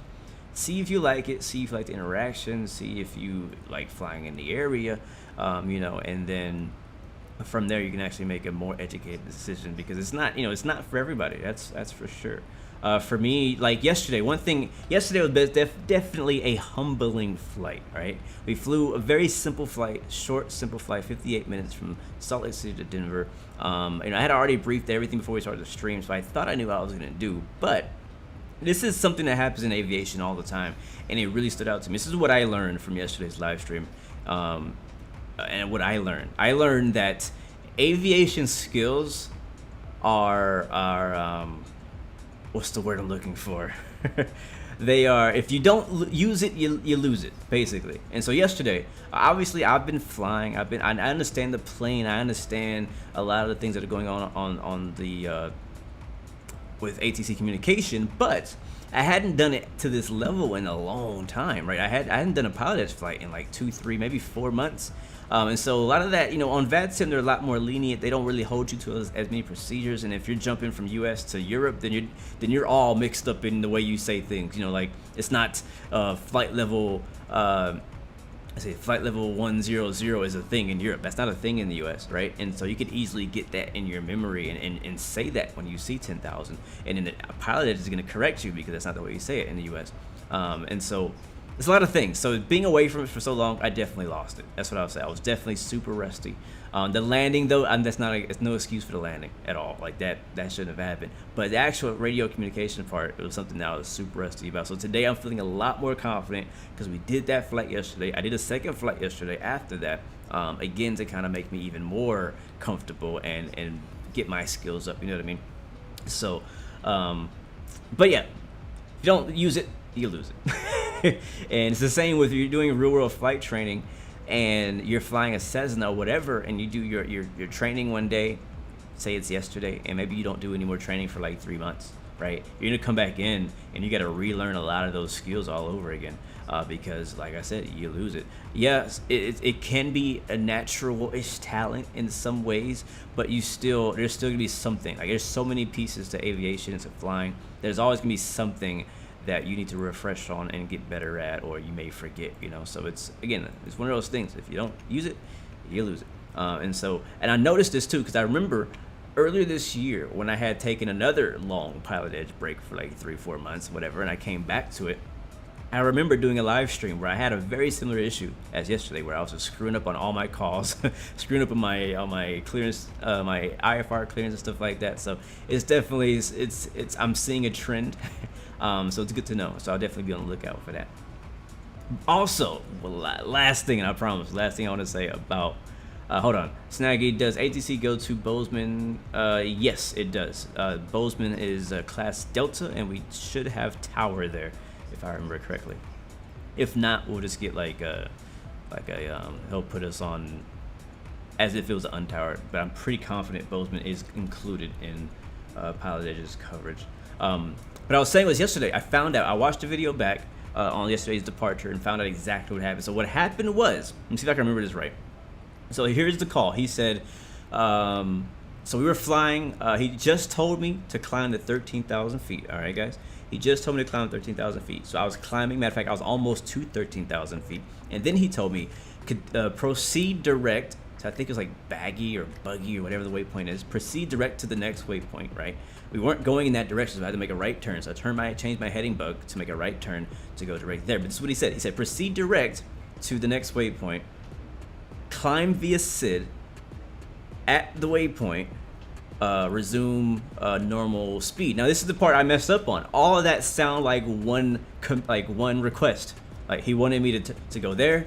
He wanted me to go there, and he wanted me to resume normal speed, right? So I thought that I had to resume normal speed already, but I think that I got the part where after that, it was the SID part was mixed up. The SID was like sandwiched in between this whole call. So it's like go direct here, climb via SID. That means climb now via the SID. Ignore like the fact that it says above 11,000 because you're already above 11,000, so you can climb to the top altitude, which was 23,000 feet. That's the part I was confused about. So that's really where the snowball came from, right there. And I just stopped at 13,000 feet. I didn't continue climbing, and that's why he was like, what you doing? So I figured it out. I was like, oh, gotcha. Okay, so I felt so much better after I figured it out. So much better. Architect, hello man, how you doing? Is Pilotedge like IVAO? Yeah. And VATSIM? Yes, it's just like them in a way that it is a multiplayer network with ATC. That's the way it's the same as VATSIM, except again, limited coverage only in the Western United States, and it's not a free service, it's a paid service, and you get basically the most realistic ATC you can get on any, like even more realistic than VATSIM. Yes, I know VATSIM feels realistic a lot. They do say the same things, but they don't hold you to the same standard. And so Pilotedge is going to hold you to exact. Like if you can do a flight on Pilotedge with ATC, you could do that exact same flight in real life and communicate to ATC. You know what I'm saying? Like that's the way I see it. If I can do this flight on Pilotedge, I know that I could get on the comms on a real 737. I might not be able to fly the plane because I'm not there yet in my training, right? But I could definitely do the communications part because it holds to the exact same standard. Welcome back though, Architect. No problem, man. No problem at all. Is there a sim venture for VATSIM? I don't know. I haven't heard if they're gonna do one this year. They did do one last year though. VATSIM. It was okay. It wasn't as great in my opinion as the Pilotedge one. I really enjoyed the Pilotedge one. I tried the VATSIM one, it just didn't really hit the same. But I'm sure they will, because Oshkosh, the sim venture or the air venture event in real life is like a huge deal. So I feel like VATSIM would have to do it, but it might be like a local thing, like maybe like Chicago, like the Chicago controllers. Or is it Chicago? Is that under Chicago Center? I'm not sure. But I'm sure they'll probably have to organize something themselves. It probably won't be like VATSIM themselves making it. It'll be like the little group. Will I be using this chair for long, or will I go back to the other one? Now that's a good question. That's a great question. I'll probably go back to the other one, at least from time to time. And this is the reason why. This chair is cool. I do like this chair. This next level flight simulator chair. But when it comes to multitasking and doing other things with my computer and not just flight simming, it can kind of get a little inconvenient. So like if I want to just use my mouse and keyboard, I don't want this yoke in front of me. I'd have to take the yoke off. You know, basically just remove the things off the chair, and then I can do that. And the keyboard, it can sit like the thing that the yoke is sit. 116 contact Salt Lake Center 135.77. 135.77 United 116. Hold on. Hold that thought, guys.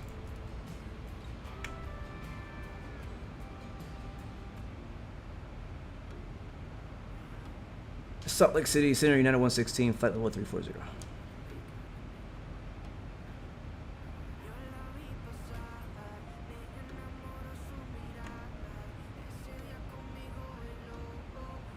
Is that right? Oh, I did it wrong. Sheesh. I always do that. I always miss one freaking number. Are you guys sure? Because I just heard somebody call back. 135.775. Thank you guys for the correction, though. Salt Lake City Center, United 116, flight level 340. At 116 Salt Lake Center, Roger. All right, got it. Thank you guys. Thank you so much. Thank you, because I always miss like one number. All right, so back to the chair. So I can take and remove the honeycomb yoke off of here very easily, and then I can sit my keyboard on the platform that my yoke is actually on, which actually would be a lot easier. And then I can move this over as well. But then it's just a few things. That's not the only thing, but it's a few things that I would rather sit in a normal chair if I want to just like do video editing, or if I just want to, I don't know, play a Call of Duty. You know, I would rather not sit in this chair playing Call of Duty. That's just my honest opinion. But for flight sim, I love it. I love it. Like, I feel like it's a dedicated flight sim chair. Like, if you had a computer, that's all you did on that computer was flight sim, or that's literally the only game you play, then that works. I could actually put my keyboard over my left, over here where the what's it called? What's this thing called? Where the FMC is. I could actually put my keyboard there, and that's a lot more convenient. But right now, my current setup, I have to like move my monitor over here. I have to move my keyboard here. I get lazy, I guess, and I don't want to unplug my keyboard and move it over, because in order to get the work down there, I gotta unplug it. So again, long story short, I like the chair, but I won't be using it all the time because I do like to do regular computer stuff without it. Yes, the yoke is not, nothing is on my desk. All this stuff you see in front of me is mounted to the chair. So it has like this bar here in front of me. Turn this light off. It has this bar in front of me, and on the bar is a platform from the yoke. On my right side is another kind of like stand for the throttle. On my left side is a stand for whatever you want. It could be a joystick, it could be a throttle, whatever you prefer. Or you can put a keyboard on that. You know, it's up to you. What works for your setup is really what you need to do. Bohemian Pilot, welcome back to the stream. Good to see you. John Doe, hello as well. And also bonjour, Juan Pierre, welcome back. Good to see you. Bigger J, I see my friend. Welcome to the stream. Good to see you guys.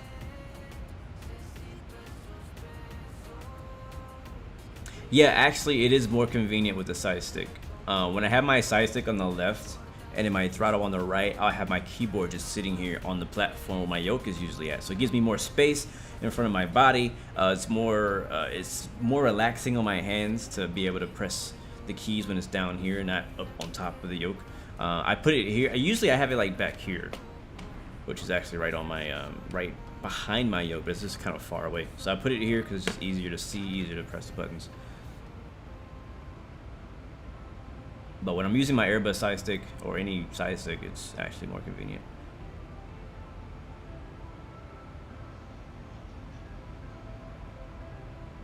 Yeah. So what I did last night. So last night I wanted to do a race. Now here's the thing.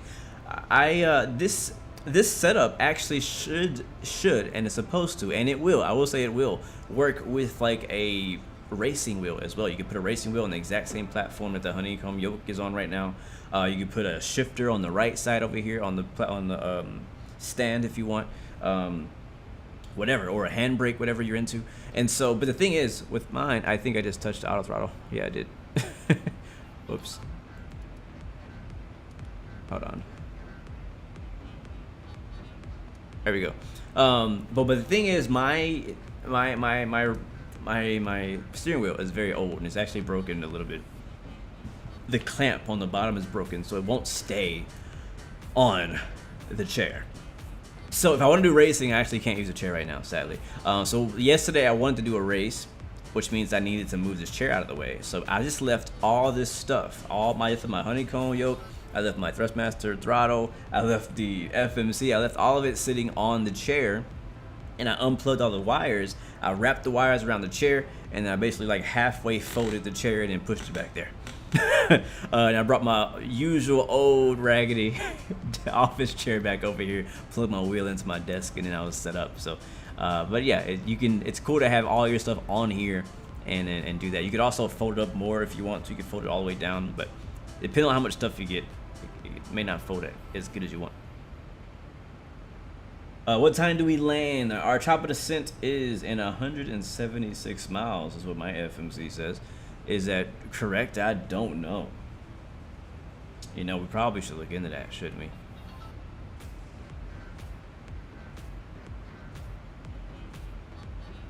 You say you don't know why, if it's just you, but if you map the throttle in the Zibo 737 to a dual throttle, the auto throttle glitches. So you have to keep it mapped to one. I have mine mapped to dual throttle, and I do notice if I just barely hit it, it will like disconnect auto throttle. So you gotta be careful basically to just not touch it at all ever if you have auto throttle on in the Zibo 737. But I haven't had any other glitches with dual throttle. Zoom in a bit. Time, we're looking at 20 minutes till top of descent, if that's even right. I'm about to look into that right now to see if that's even legit. We're about 32 minutes though away from our destination. So today's flight time I think was a total of like 1 hour and 40 minutes, something like that, about an hour and a half or so. So we're about 20 minutes from our top of descent. No problem. But let's go ahead and kind of look at that because I don't really know. I don't really trust what it says. We had trouble with VNAV getting up here, so we don't know if this is actually correct. So if I go to my descent page, it says we'll be descending at 1705 Zulu, which is in about 20 minutes or so. And it's 166 miles out. Go to my legs page, you can see it goes up JAPER, Hidco, Zapka. Now here's the weird thing, at Boy, we'll be at 34,000 feet. 175 miles later at JAPER, we'll be at 17,000 feet. I guess it could. Phoenix approach clear the Santa Maria Airport as filed. I guess it could work. I don't know. 190, expect level 340. 5 minutes after departure. Departure frequency 119.2. Let's check the weather though. And Bozeman. 1514. I think my laptop froze. No, it didn't. Does the FMS work with the Airbus? No, it does not. I'm looking forward to seeing an Airbus version though. 100%. That's something I'm excited about. Okay, sure. Back correct. Hold for release. Can you call in your number for departure? Hold on, getting the weather.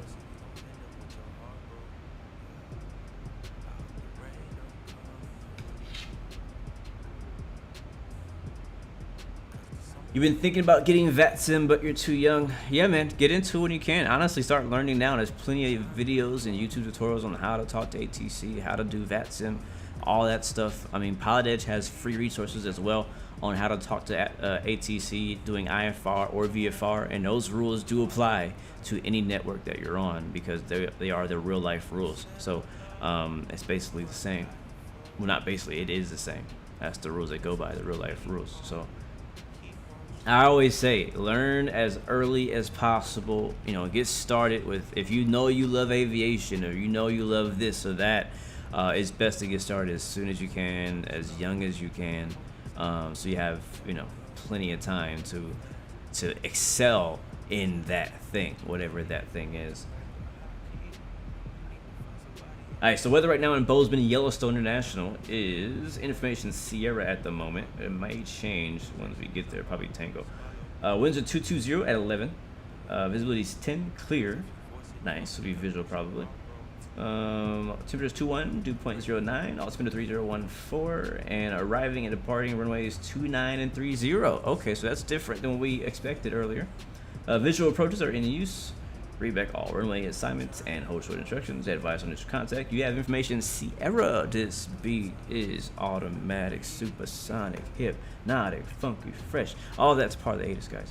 Alright, so that means we need to change some things. We're not going to be getting runway 12. We're getting runway either 29 or 30, so I need to find out which one we want. I hope I have scenery in Bozeman. Because so far we've been flying over freaking default. Let's see. Oh, Jesus, something fell. Oh, a light. That's okay, it's not important. Avatar, airports, Bozeman. Actually, let's go here first.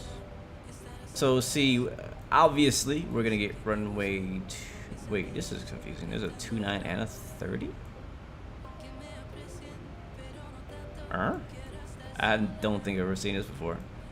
So which one of these runways is 30? I see 30. I see 29 crown or like G, which is probably like a grass strip. Oh, it actually says turf.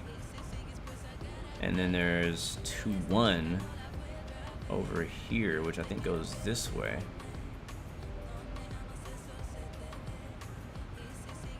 $11 G 12. So I'm thinking it's oops, I didn't do that. Darn it. Here we go. I think it's 30.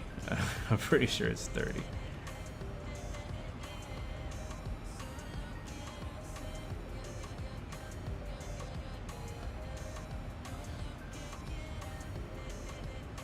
That's pretty cool. You've been flying on that since you were 7. Wow. Killing it, bro. Brandon, what's up, my man? Welcome to the stream. How's the flight now? Flight's going pretty good. Very good, actually. Climb maintain 16,000. Departure frequency 123.8 and squawk 6230. Wow, you're that young. You're supposed not to use YouTube. Yeah, who use runway 30? So let's get rid of the 12. And get rid of that. Let's get rid of that one too. Check card 2 for read that correct. And one thing I want to bring up with you, I see that's the second day I've seen you do this. The aircraft type for citation CJ4 is a C25C. So drop that 5 at the beginning. It's a C25C. Alright. Oh shoot! I keep swiping on accident. Yeah, there is no 29 option in here, so we runway 30. No, you're good. I fixed it for you. Which is a V. You know. Wait, that's not it. I'm on the website, correct? Yeah, here it is. RNAV runway 30. Oh, this looks like fun. It wasn't about your call sign. It was about your aircraft type.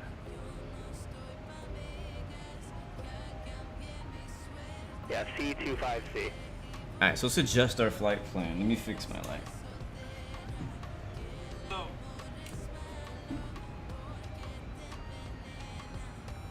What the heck did it? You ever notice when you drop something, it never just falls straight down and sit there, like flat to the other side of the room?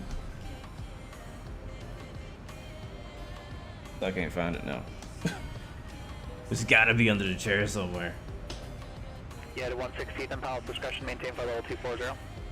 Pilot discretion down to 240, United 116. Alright, I'm not ready to send yet.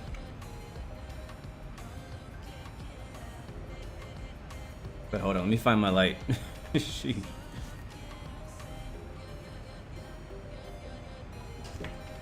Where are you?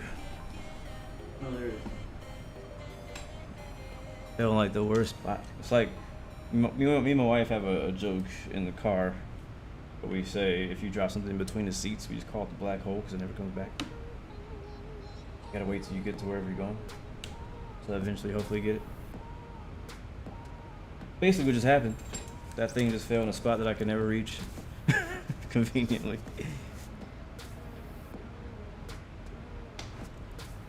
Yes, exactly. But you drop your phone, anything, man. I'm telling you, it applies to any freaking thing. Just drop something and then it just goes. It's like, where? How did you get over there? I was over there. How'd you get over there? Alright. Okay, so it says descend down 24,000 feet at pilot's discretion. So it means we can descend whenever we decide to descend, unless we wait too long. And he's like, hey, why are you not descending? So we need to find out when we need to be descending. For that, let's get our FMC screen up, and I'm gonna go look at our flight plan and adjust it to expect the RNAV runway 30. Yeah, the RNAV 30. So I go over to departure arrival, Bozeman, RNAV 30, and we want. I guess there's no more transitions. Let me look at the chart. We have JAPER in our flight plan. We have JAPER there, so we want to go from JAPER to whatever makes sense, right? We don't want to go all the way over here. We want to go from JAPER to like Mosney.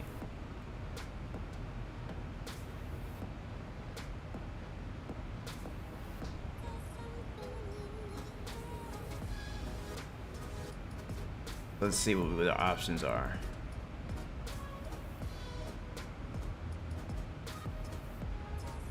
So Jock sits way over here. That makes no sense. We don't want to go there. Where's HIA? That should be a VOR.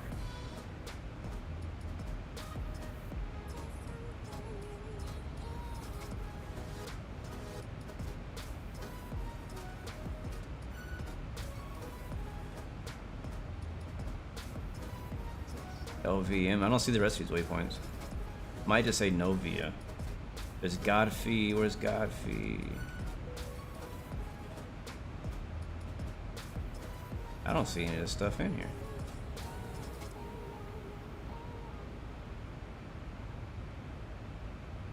I don't see any of these waypoints. They're probably off the chart. Check out 24, Aspen ground, runway 33, taxi via Alpha. Oh, there's Godfrey. Way the heck up there. We definitely want to go that way. Are you making a different request? Oh, here's a Livingston VOR. We probably want that. Probably want that. Pretty confident we want that. So it's actually off the map over here on the right side. To the south, I don't see anything. Yeah, Alpha 9 all the way down, so that's the end of runway 33. Let's try for, we might just do no via, but let's try for Livingston VOR with LVM, and we'll see what that looks like. So JAPER, we don't want to go to the LVM actually, we want to go to Mosney. So I'm going to click Mosney here. Clear this out. Click Mosney here. So you guys can see. So Mosney's here, and we're going to go and place that after JAPER. Execute. And there we go. And that should actually move our top of the descent and everything. In theory. Which means we need to be at JAPER and 137 miles at 6,700 feet. Now I don't know, I need to look at the chart and see if there's any restrictions on that. So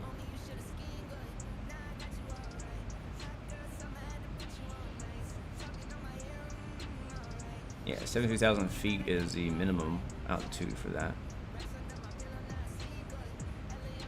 6,300 is the minimum for that. Man, we flying basically straight in. See you later, Saturn. No problem, man. See you next time.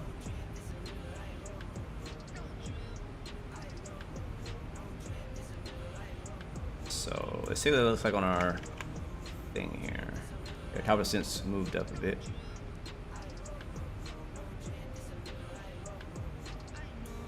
Now we go to plan page. I'm gonna zoom in. So right now we're flying directly to JAPER. I'm gonna hit step. I'm gonna get a close up on this.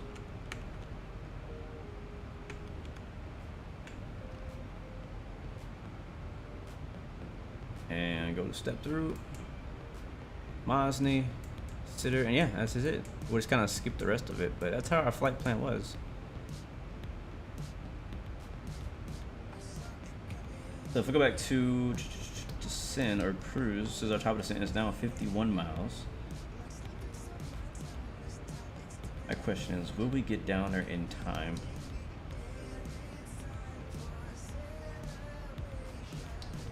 I think so. I think that's plenty of miles to get down at our top of the descent.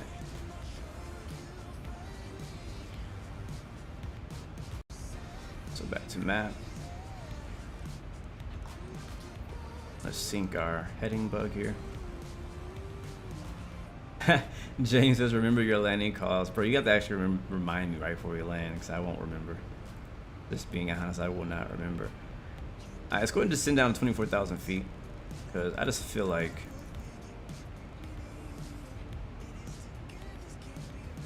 No, it's not. I don't want to jump the gun. We'll wait. We'll wait. Alright, so we'll be descending in, like I said, 44 miles. That's in about 5 minutes or so. Am I using SimBrief? Yes. Yes, I am. I use SimBrief to generate this flight plan.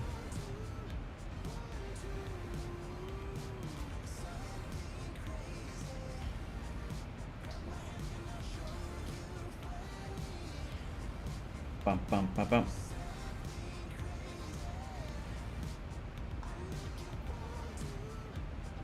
And I need CRS for that runway. I think it was 303. Yeah, 303. I'll put that here in the course.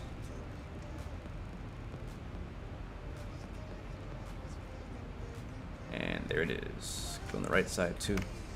Again, this is an RNAV. This is not an ILS approach, so we won't be putting any ILS information in. Oh no, that's a gear. Wrong button. Please close. It's not gonna close, is it? Oh, I hate when that happens. Is it gonna close? Yeah, it's not gonna close. It just happened to me yesterday. Alright, so I gotta put the gear all the way down apparently, so I can put it back up. And that's probably gonna break the landing gear up here at Mach 0.78. Thank you, Snaggy. And then we'll put him back up. Hopefully we go all red here. Ay, ay, ay. That is funny.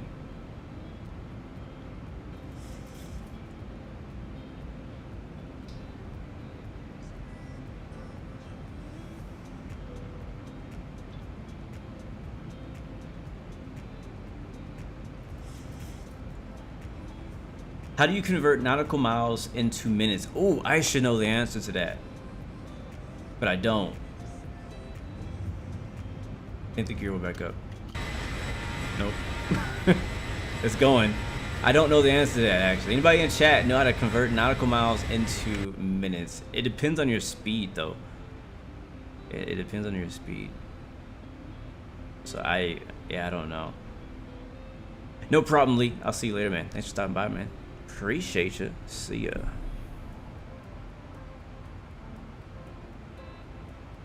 So where are you guys looking forward to flying to in the near future? Anybody planning on doing F&O tonight, or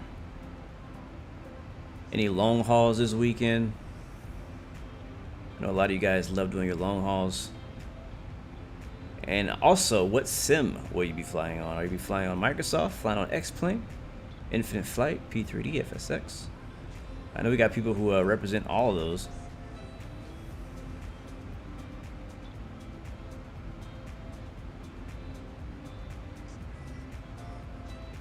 One minute is equal to 1.15 nautical mile. But at what speed?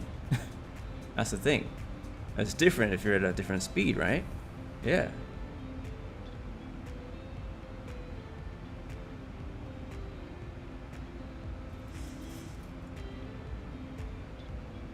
Alright, where's my plane?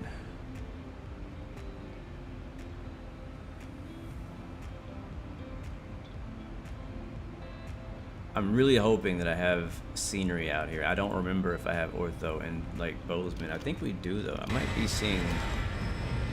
Yeah, look at that over there. You can see some ortho coming up. Oh man, that looks nice. Wow, you've been flying a 727 and the 737-200 lately, and you also use Zibo. Are you the one who said you were 6 years old? Because, man, that's impressive. If you're... or it was 11, I think. 11 years old flying a 727 at all. Freaking grown men can't barely fly that plane.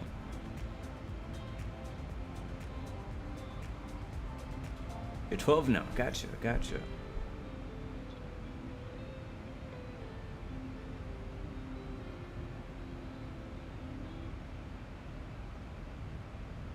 What up, Nathan Hartman? Welcome back, man. Welcome to the stream. How you doing, bro?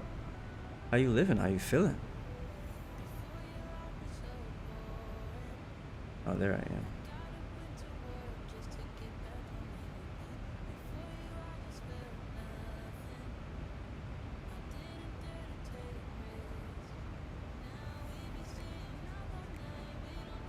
I'm gonna go ahead and refresh.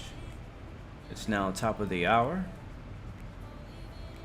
We're gonna refresh the ATIS for Bozeman. If they change runways or anything. Do I think I'm gonna butter today? I'm feeling good today. I think we'll do all right. Butter, I don't know, but I think we'll do all right. I agree with you, HD. It's always great to see young aviators coming up, man. For sure. Hello, Nolan's Aviation. Welcome back to the stream, man. Good to see you. Hopefully you're doing well. Let's go ahead and descend. I'm gonna do it manually. Down to 24,000 feet.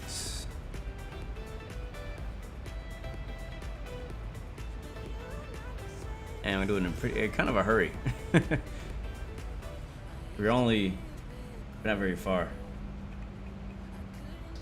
Alright, the weather is now still information Sierra. So I'm waiting for Tango. I feel like Tango's gonna be popping up pretty soon. Egg Games. Hey man, welcome to the stream. I'm doing really good actually. Today's been a pretty good day so far. And hoping for some more adventures later on in my day, so can't complain, man. Too blessed to be stressed, bro. Life is good. Why am I getting the yellow master costume?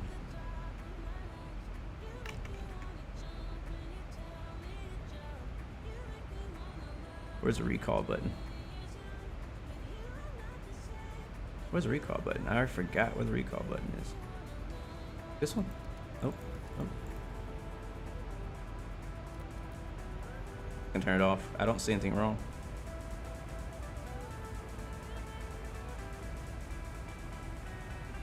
United 116, contact Salt Lake Center 133.4.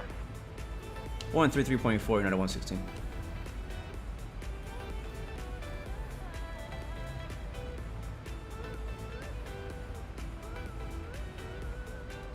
Did I get it right that time? 133.4? On the recall panel, gotcha. Salt Lake City approach, United 116 is descending past flight level 2904-240, and we have Sierra. United 116, Salt Lake Center, descend at pilot's discretion, maintain 17,000, Bozeman, altimeter 3014. Down to 17,000, United 116. Alright, we're gonna go ahead and do that because we're not far at all. So I don't want to be high. I'd rather be lower than be higher in our situation here. So we're gonna make it pretty quick descent.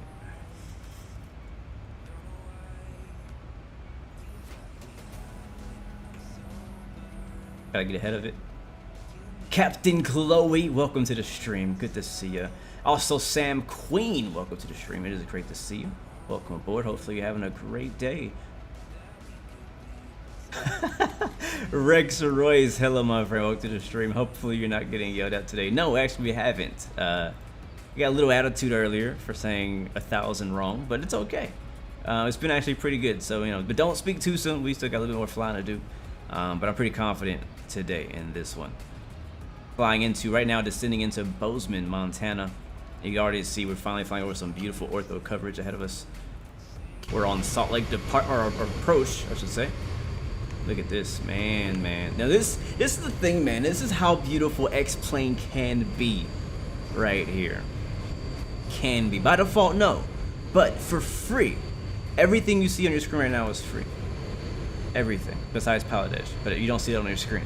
The just 737, the best third-party add-on plane you can get for X-Plane for free. The mountains and all that stuff you see out there, that's all Ortho 4XP generated, and you can get that for free. Matter of fact, you can also get it by from Vertical Sim. He makes something called V-States, where he basically will do the ground textures for an entire state in the United States, and he gives that out for free. So this is, yeah, the beauty of X-Plane right here. Look how gorgeous that is. Now you obviously need space to hold all these textures and stuff, but other than that, just freaking gorgeous. Gorgeous. Love it, man. It's a funny thing, whenever I get away from flying X-Plane for a while and I'm hopping on Microsoft Flight Sim, which I love. I think Microsoft is beautiful as well in its own way. But when I come back to X-Plane, I'm like, man, X-Plane still got something, man. X-Plane still got something. They might not be on console. They might not be as transparent and openly telling us about what's going on as Microsoft is, but they still got something, man. And it's definitely not over for X-Plane. Absolutely. 380, sorry, wrong call sign. 3879 Salt Lake clearance. We have a new we have a new controller. That's a different guy. Seagull 1 departure, Twin Falls transition, and then as filed, maintain 10,000. Oh my God! They just changed the runways in Bozeman. Squawk 3676. They just changed the runways at freaking Bozeman. Oh, that's annoying. They just changed the runways to runway 12 and 11. Information Tango just came out.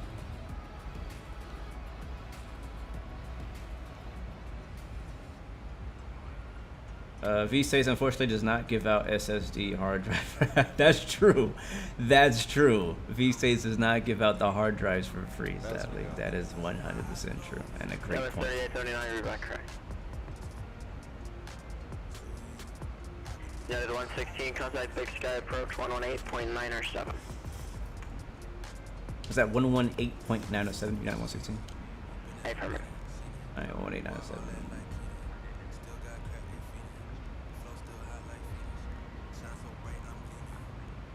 There it is, almost. There it is, 187. Wait, I think I got it wrong. Is it 189 or 7? Or 187? Thank you for that. Thank you guys. 189 or 7. I knew I had it wrong. Actually, I got it right. There it is. Departure, hello, Walker 30 is 3,500 for 19,000 just off Gateway on the ISO 7. Walker 380 Phoenix departure, right on? Alright, altimeter 3014 in Bozeman.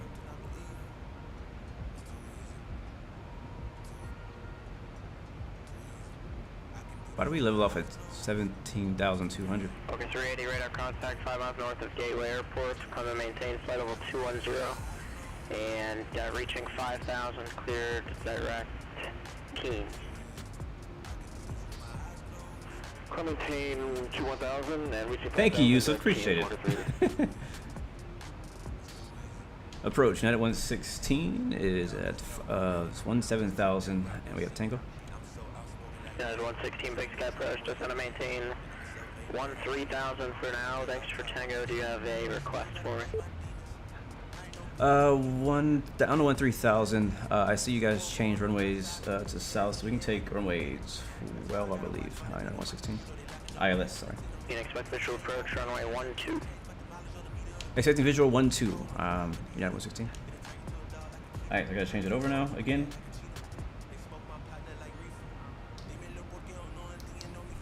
United 116, turn 10 degrees left, and its vectors right downwind, runway 12. 10 degrees left for the right downwind, runway 12, United 116.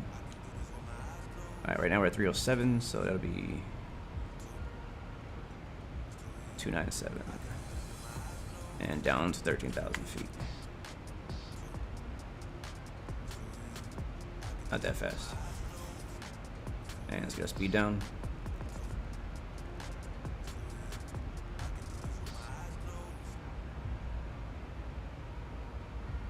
All right, so heading now 2907, descending for 13,000 feet. I'm gonna get some speed brakes out here. There we go. And again, runway has changed, so we're no longer doing runway 30. Back to the original runway I was expecting to get. So runway 12, that's this one right here. That's me the visual, but we'll get the ILS prepared. Yes, sir, heading the game right here. So 109.3 is the frequency. 109.3, so let's put that in. That on both sides. Again, you don't have to put it on both sides. I just do it for redundancy. And that's going to be 123 final approach course.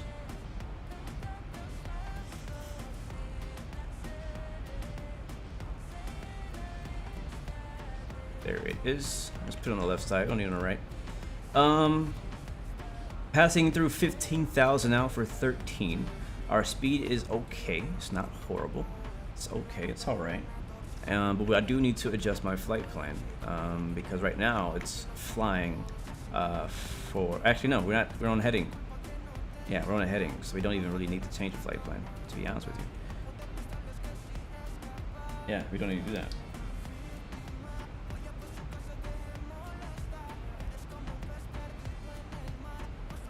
Cool. All right, one thing I would like to do though is get our FMC set up for a couple more things. So we go to init ref, got our approach stuff coming up here. So as far as says ILS 12, 109.3, the Bozeman course would be 123, glide slope is turned on. Our gross weight would be 142.2 is what it's estimated. We're 1,000 to go, now passing 14,000, and for 13,000, we'll do another full flaps landing. We'll see how that goes, and put that in there. It's our wind, the course correction will be plus 5 degrees. Oh, that looks fine to me. I think we're good on that note. Back to descent. This is kind of irrelevant now because we're not flying the flight plan anymore, we're being vectored. So I'm just gonna leave it on the approach base for now, and we'll be good to go. So, cool. No, the altimeter should be 2992 above 18,000. United 116, descend and maintain 11,000. Down to 11000, United 116. It should be standard or 2992 above 18,000, not 10,000. So once I got below 18,000, you guys saw me change my altimeter to what the ATIS says, Walker 380, contact which is 3014. 3014. 3432, Walker 380. Alright, let's continue our descent. Matter of fact, let's do level change mode at this section of the flight. We'll get slowed up about 265.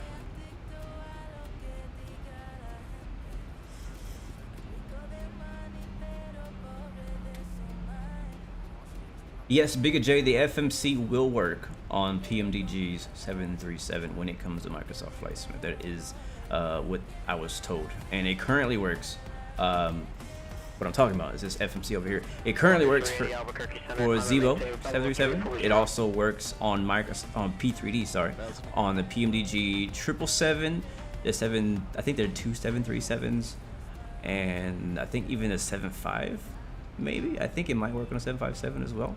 And then on X-Plane, it also works for the IXEG 737. So those are the planes. If you want to start looking for the airport, 1 o'clock in just about 18 miles beside. Searching 9116. I'm gonna cheat a little bit. It says airport. Oh, I see it. No, I don't. I lied.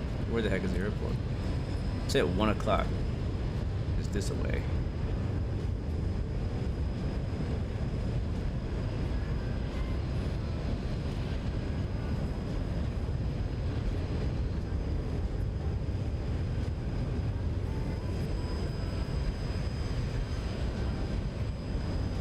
Oh, I think I see it.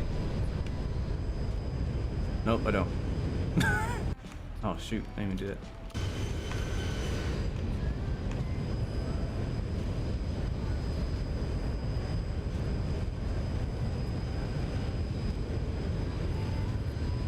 You guys see the airport? If you see it, point. Oh, I see it now. Oh, it's over there.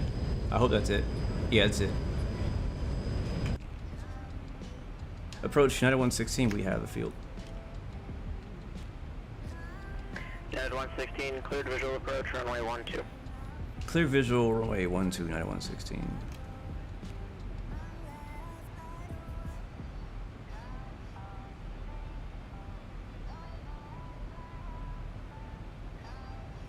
Just looking at my chart, we're still in the downwind. So thankfully, he put us on a downwind heading a while back, so we can just continue descending until we kind of get where we want to be there. As far as the approach, though, we want to be around 5,700 on that final to catch the ILS, but we're not going to do the ILS. We're just going to kind of get in the area. We'll fly visually all the way in.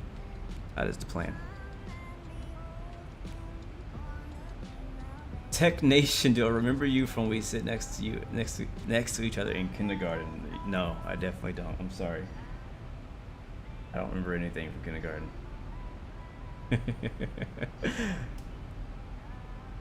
That could be anybody. That could literally be anybody. That's a good one, though. That's a good one. That's a good one.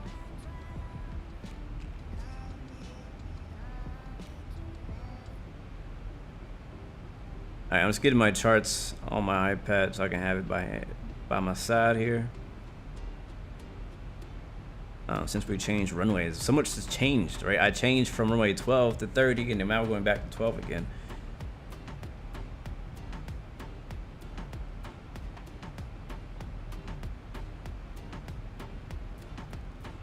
I'm gonna continue descending. I believe since he told us, and you guys can always correct me if I'm wrong on something, since he told me cleared visual runway 12, that basically lifts the altitude restriction, right? And headings and all that stuff, I believe. I'm cleared to approach the runway when I'm ready. Again, you guys please correct me, because if I'm wrong, he gonna tell me. But I think that's what that means. Let's get slowed down even more, about 225. Since we're still flying in the opposite direction, don't need to slow up that much. Thank you, Snaggy. It is correct. All right, so we're gonna go down to like 7,500.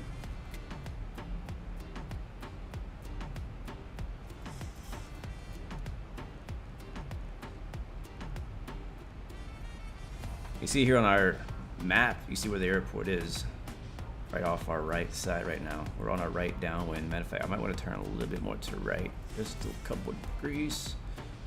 A perfect downwind heading would be 303. That will be exactly the downwind heading for runway 12.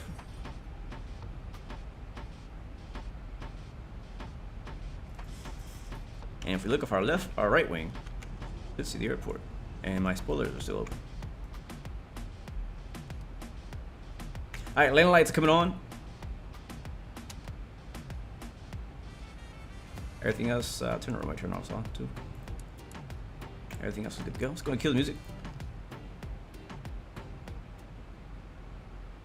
Those. United 116, contact Bozeman Tower 118.2. 118.2, United 116. Why is that not going down?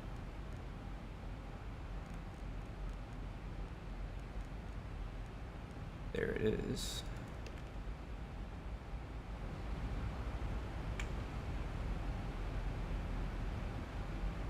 United Bozeman Tower, United 116 is on our right downwind for the visual runway 12.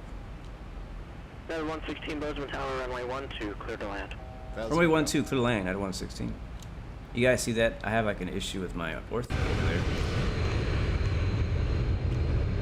Probably like a terrain data problem or something like that. Alright, let's get slowed down way up here. Let's go like to 190. And I'll bring the speed brakes back out. I'm telling you, the speed brakes for me are the most used flight surface. For sure.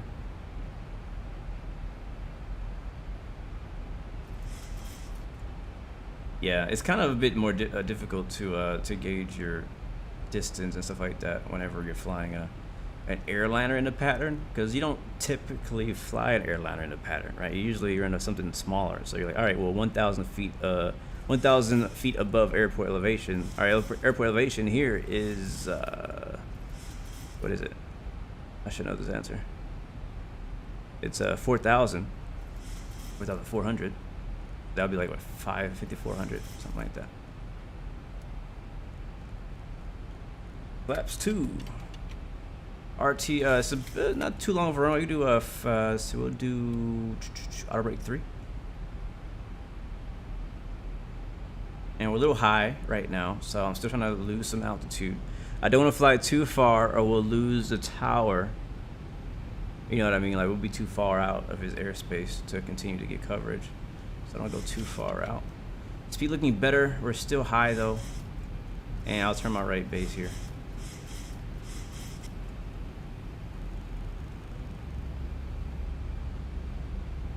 Descending right base.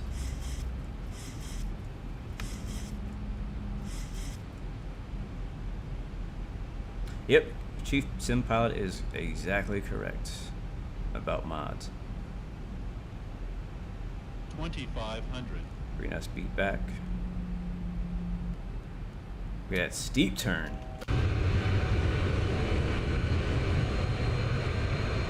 It is gorgeous out here though. Where's the airport? Wow, look at that river. This don't seem right. Yeah, we need to keep turning. Like, there's a mountain over there. This don't seem right. Ooh, we low. Ooh, we low. What is this? Runway 12. 1,000. Oh, we supposed to be at 8,000 feet. Whoops. Well, we're safe at this altitude, but we're actually, if we're flying the ILS exactly, which we're not, we're flying the visual, but if we're flying the ILS, we want to be at 8,000 at this point. We're at 5,000. That's why these mountains look so big right now. And that's how we're hearing that noise. I'm actually going to climb just a little bit. At all. 1,000 to go. Yeah, let's go to 65. Don't laugh at me, controller. I know he's looking at me on the scope like, what is he doing? 1,000 to go.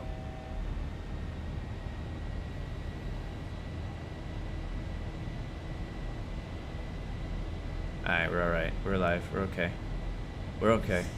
Alright, let's get ready to land, guys. Stereo cockpit. I am not reading the chat. Approach mode activated. Auto brake is set. I think our speed brakes are still out. Not anymore. Landing lights are on. Overhead looks good. Walker 380, contact LA Center 124.6. No, we did not have to go around yet. And hopefully we won't have to. Yep. Yes, I do check chat, Josh. Do you? All right, it's almost time. What do you think, guys? We're gonna smash it today? Send me your predictions. Flight attendants, prepare the cabin for arrival and be seated.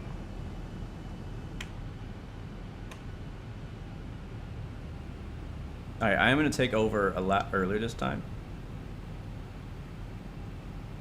We are right now. How far are we? We're about 8 miles or so. Yakima Tower, Cessna 6513 Sierra, 10 to the southeast, landing with Oscar. I forgot to say decision height. Yeah, I did. 6513 Sierra, Yakima Tower, report 2 mile final, runway 27.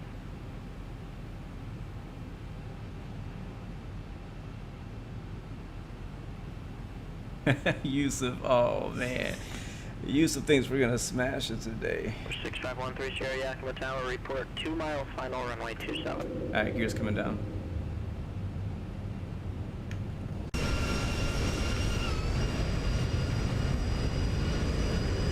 That is correct. Landing the Zibo is far from easy. Landing in Microsoft is easy. 100%. Landing in Zibo, not so easy. Alright, I'm gonna take over from here just because I wanna practice controlling the speed. I'll probably disconnect it. 618 Delta Hotel Monterey, clearance. Auto throttle's off. A little bit of a reroute for you. Let me know when you're ready. Alright, come on, yoke. Go ahead. There we go. 618 Delta Hotel, clear to the Reno Airport. 2,500.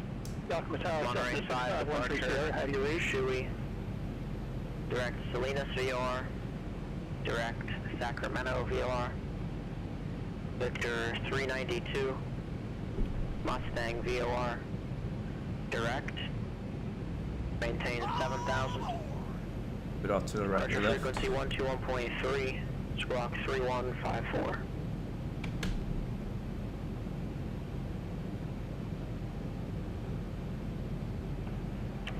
Okay, November 6 and 8 Delta Tower, clear Reno. Power. 5 departure, Shui, direct Salinas, direct Sacramento. Flaps have been dumped. Victor 392. And then I need the rest.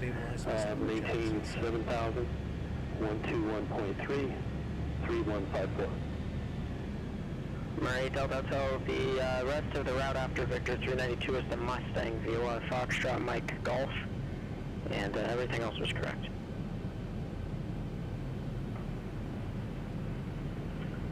Foxtrot Mike Golf, Mustang VOR, thank you. A little bit of a crossway, not too much. Bit slow too. And high.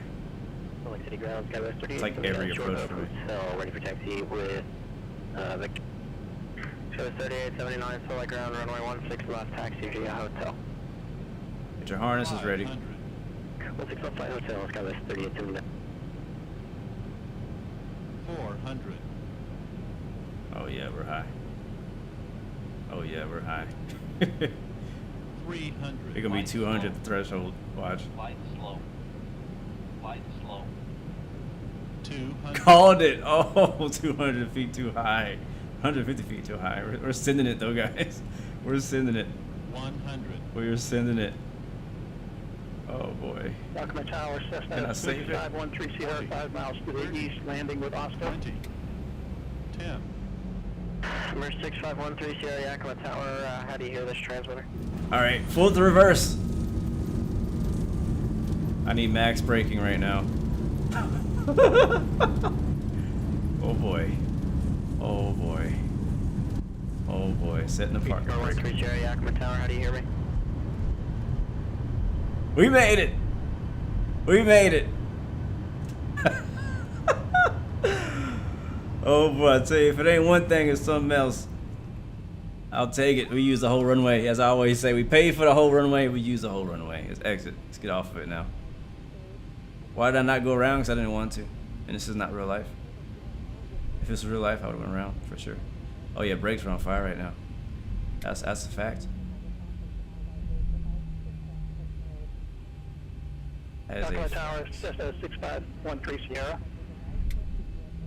Or 6513 Sierra Yakima Tower. We made it. This has been an eventful week on this plane, I'll tell you that much. I had to get this Zibo a little break out today. Yesterday was the landing gear, today was the brakes.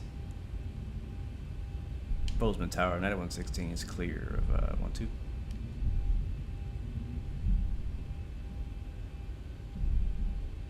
United 116 Alpha to parking, cross runway 3. Alpha to parking, crossing 3, United 116. Woo! Oh baby. Get those flaps up. Ladies and gentlemen, welcome to Bozeman, Montana.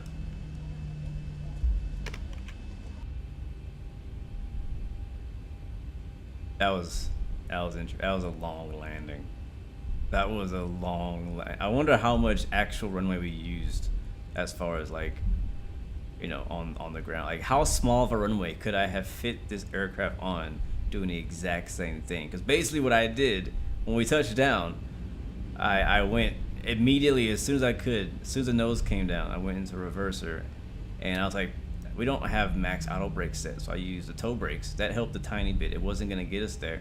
And I flipped the parking brake, which probably is gonna break something, I'm pretty confident. The parking brake's gotta stop though. So, if this was an Airbus, we would see the brake fire icon, I'm sure. Or whatever it's called. Brake heat fan, whatever that thing is called.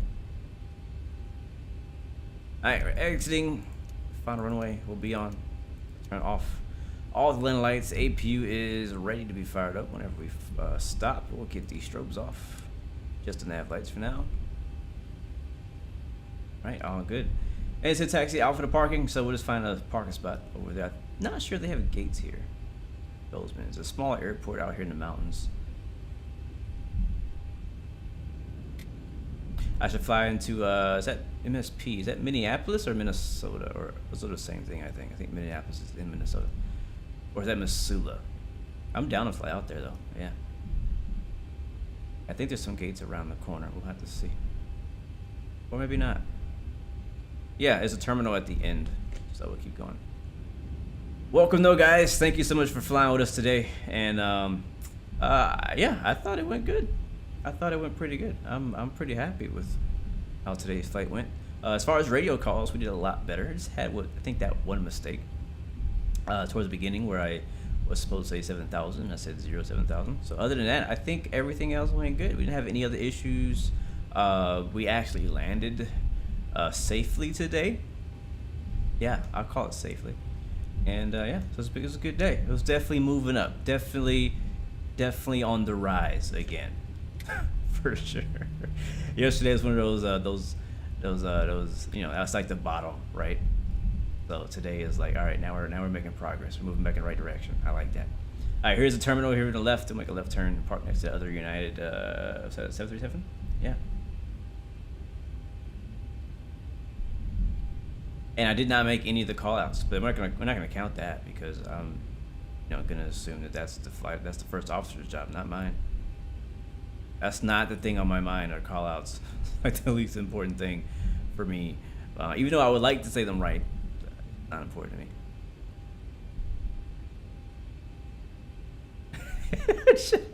Chaz, thank you so much, man. Thank you so much. Appreciate it, man. Yeah, that's right there. That's edge of your seat action. He said it.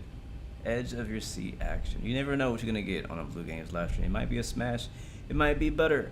We also might just not make the runway at all. That happened to us one time. We hit a fence and flying into Princess Juliana, we hit the fence on the way in. Killed all the beachgoers, all of them. They're all dead. So, all right, we'll park it right there and shut it down. I do it manually this time. I usually just press the button. Boom, up, boom, boom.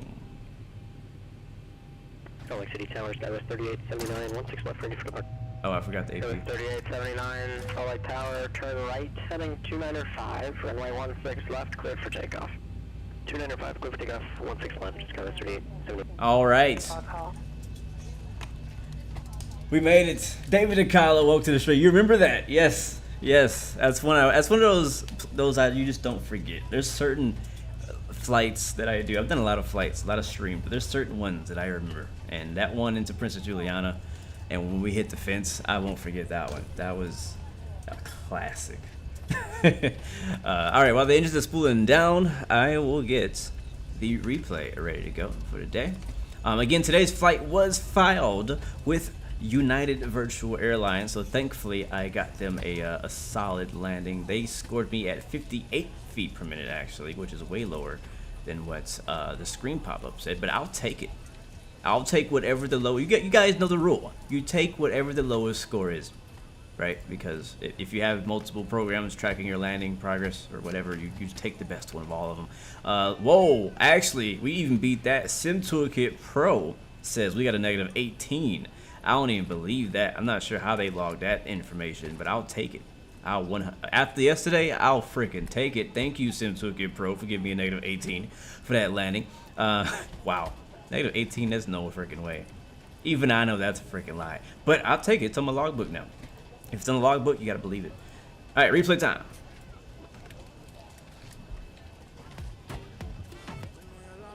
Let's see. View? No. Flight. There it is. Oh yeah, we might want to disconnect from the network as well. That would be a smart decision to make before we start doing replays on the network. But thank you very much. If anybody from Pilotedge happens to be watching, thank you for the ATC, and thank you for the I guess you could say mentorship a little bit, because they're kind of teaching me, you know, as we go, even if it may not always be received as well. But yeah, that's what it is. So replay. Let's go back. Here we go.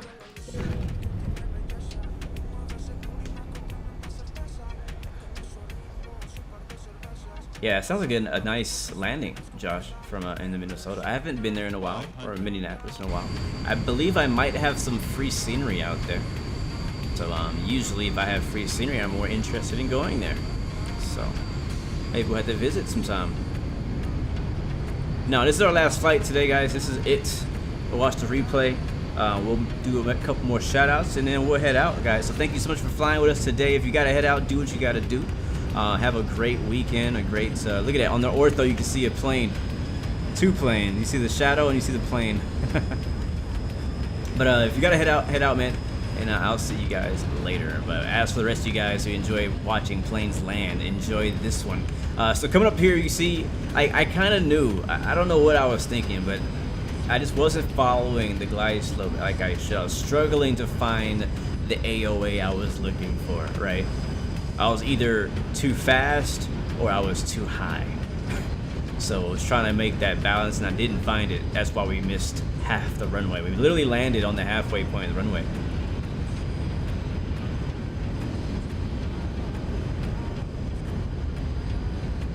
Again, we've already explained the whole mod situation, so you can stop asking. Busted a tire? Yeah, probably.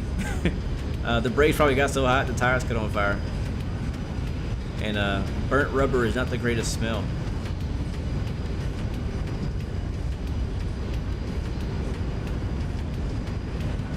I just wish that they simulated it. I would love to see my tires on fire. I would love to see that.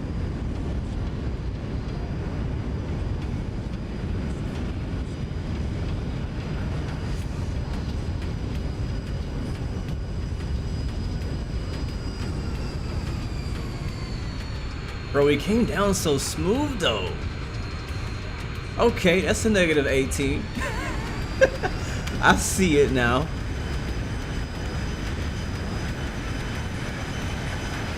Oh snap. Thank you so much, Chaz, for the super chat donation. You're amazing. Sorry, it's a little loud with the engines. Yes, this is the same plane we took in the Denver, except they, my man Chief Sim Pilot and his business over there, they fixed our gear for us yesterday or last night. It was a rush order, and today we're back in. And I'm not sure if he also provides brake services as well, but we're gonna need to get those replaced because we used them all of it. And it's probably gonna be in the shop for a little bit longer this time. I think I'm gonna give the Zibo a break. Go fly something else next week.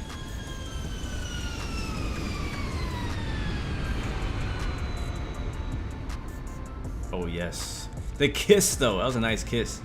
Let's watch the stop, man. Towed to Victorville. Not sure if it's that bad.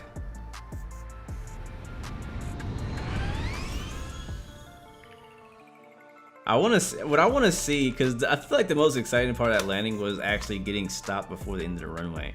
So I want to see if I can get a shot that really captures that moment. Let's see. Alright, here's the end of the runway over here.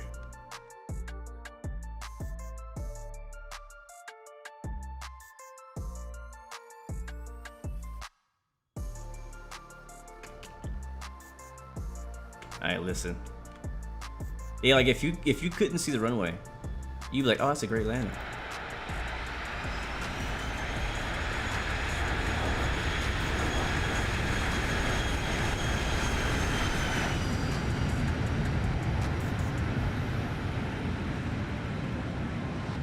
Yeah, I just pulled the parking brake. That's all it was. Sheesh, man.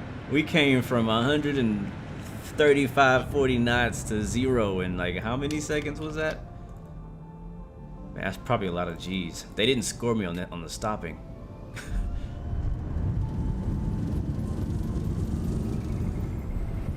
Alright, wing view.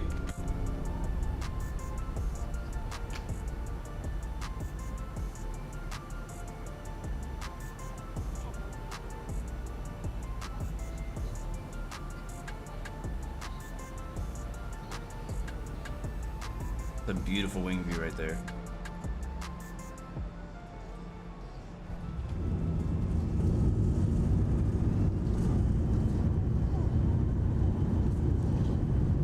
can see the camera shake that's being thrown forward.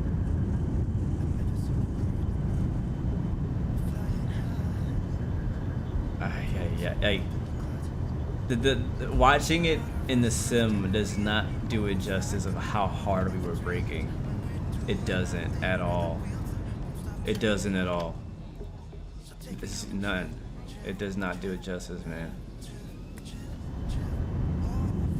Yeah, John Doe for sure. Yeah, that was some Formula One braking right there. Some Ricardo late braking happening right there. Oh, bro. Would have won all the races right there. Dive bomb. I'm gonna go to the end of the runway and just see it come to a stop right before the threshold.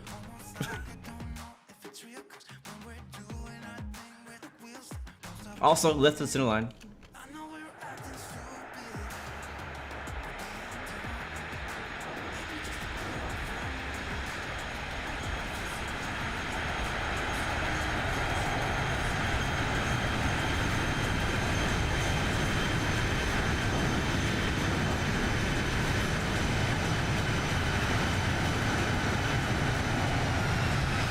Jeez, like, man. All right. I know you guys like to see the tower view, so we'll do that last. While I'm doing the tower view, make sure you guys show some love in the chat, and I'll give you guys a quick shout out before we head out. You guys have an amazing Friday, and it's been fun. It's been a good flight. It's been better, definitely progressive, better than yesterday for sure. That's really all I wanted was better than yesterday. Let's get that tower view. Where's that tower view at, man?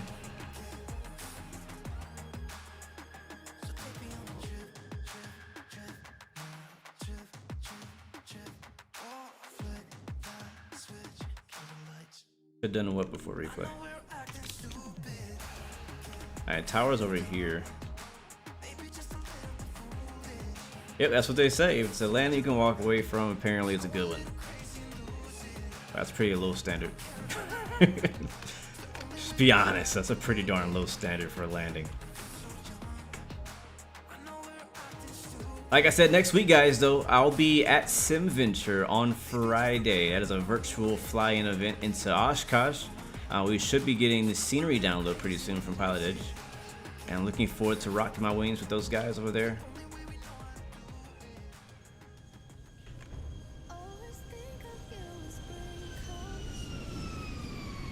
Oh, I love that view right there. Nice. You guys didn't believe in me. You're like, oh, he's gonna run off the runway. He's gonna crash. He's gonna smash it. But no. Not only did we not crash, did we not smash it, we got it stopped in half a runway's length. No, I do not have an OnlyFans. I'm not sure what I would post on there. Probably skeletal 3ds Max skeleton shots of bare metal planes. But that'd be hilarious. That'd be so funny. Anyways, John Doe, thank you for hanging out with us today, man. I'm Jod, you're amazing. Thanks for coming out as well. Good to see you. Brandon Sharova, appreciate you as well. Josh Toll, great to see you. Tech Nation, thank you as well for coming out, my man. Snagit, you're amazing. Thank you. Aspiring Aviator, enjoy your next flight, my friend. Aviation 360, we'll definitely be talking later. I don't know if I'll be able to fly tonight. We'll see. Captain No Gear, thanks for you as always for coming through and hanging out with us today. Lee, appreciate you for hanging out as well. Guys, thank you for flying with Blue Arrow. Service by United today, flying for United Virtual Airlines. And so yeah, it's been pretty good. It's been pretty good. Chief Senpai, thank you for your help as well. Chaz, thank you. Karina, thank you. Keith Joyner, I appreciate you. Saturn Cat, thank you very much. Chase Bidney, appreciate you as well. Did I miss anybody? I hope I didn't. You guys make sure you have an amazing weekend. I should be back Wednesday. If not Tuesday, Wednesday we should be back. Matter of fact, let's get us one more replay. One more, just one time as we head out of here. That's pretty far. That's too far.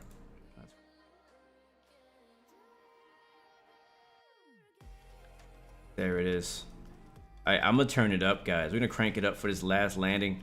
Enjoy the sounds, the ASMR sounds of Zibo. I am out of here, guys. Remember, you have 3 choices. Give up, give it, and give it all you got. All you got. Peace, love, and God bless you. I will see you guys next time. Next video. Kill the music.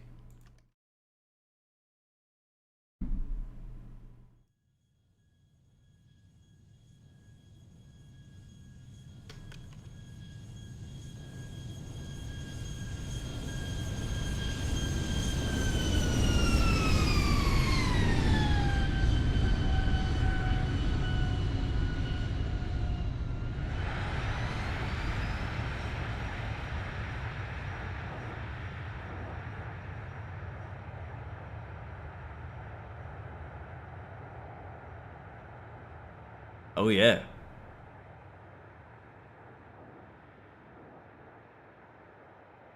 And we are out of here. Thank you guys for watching. See ya.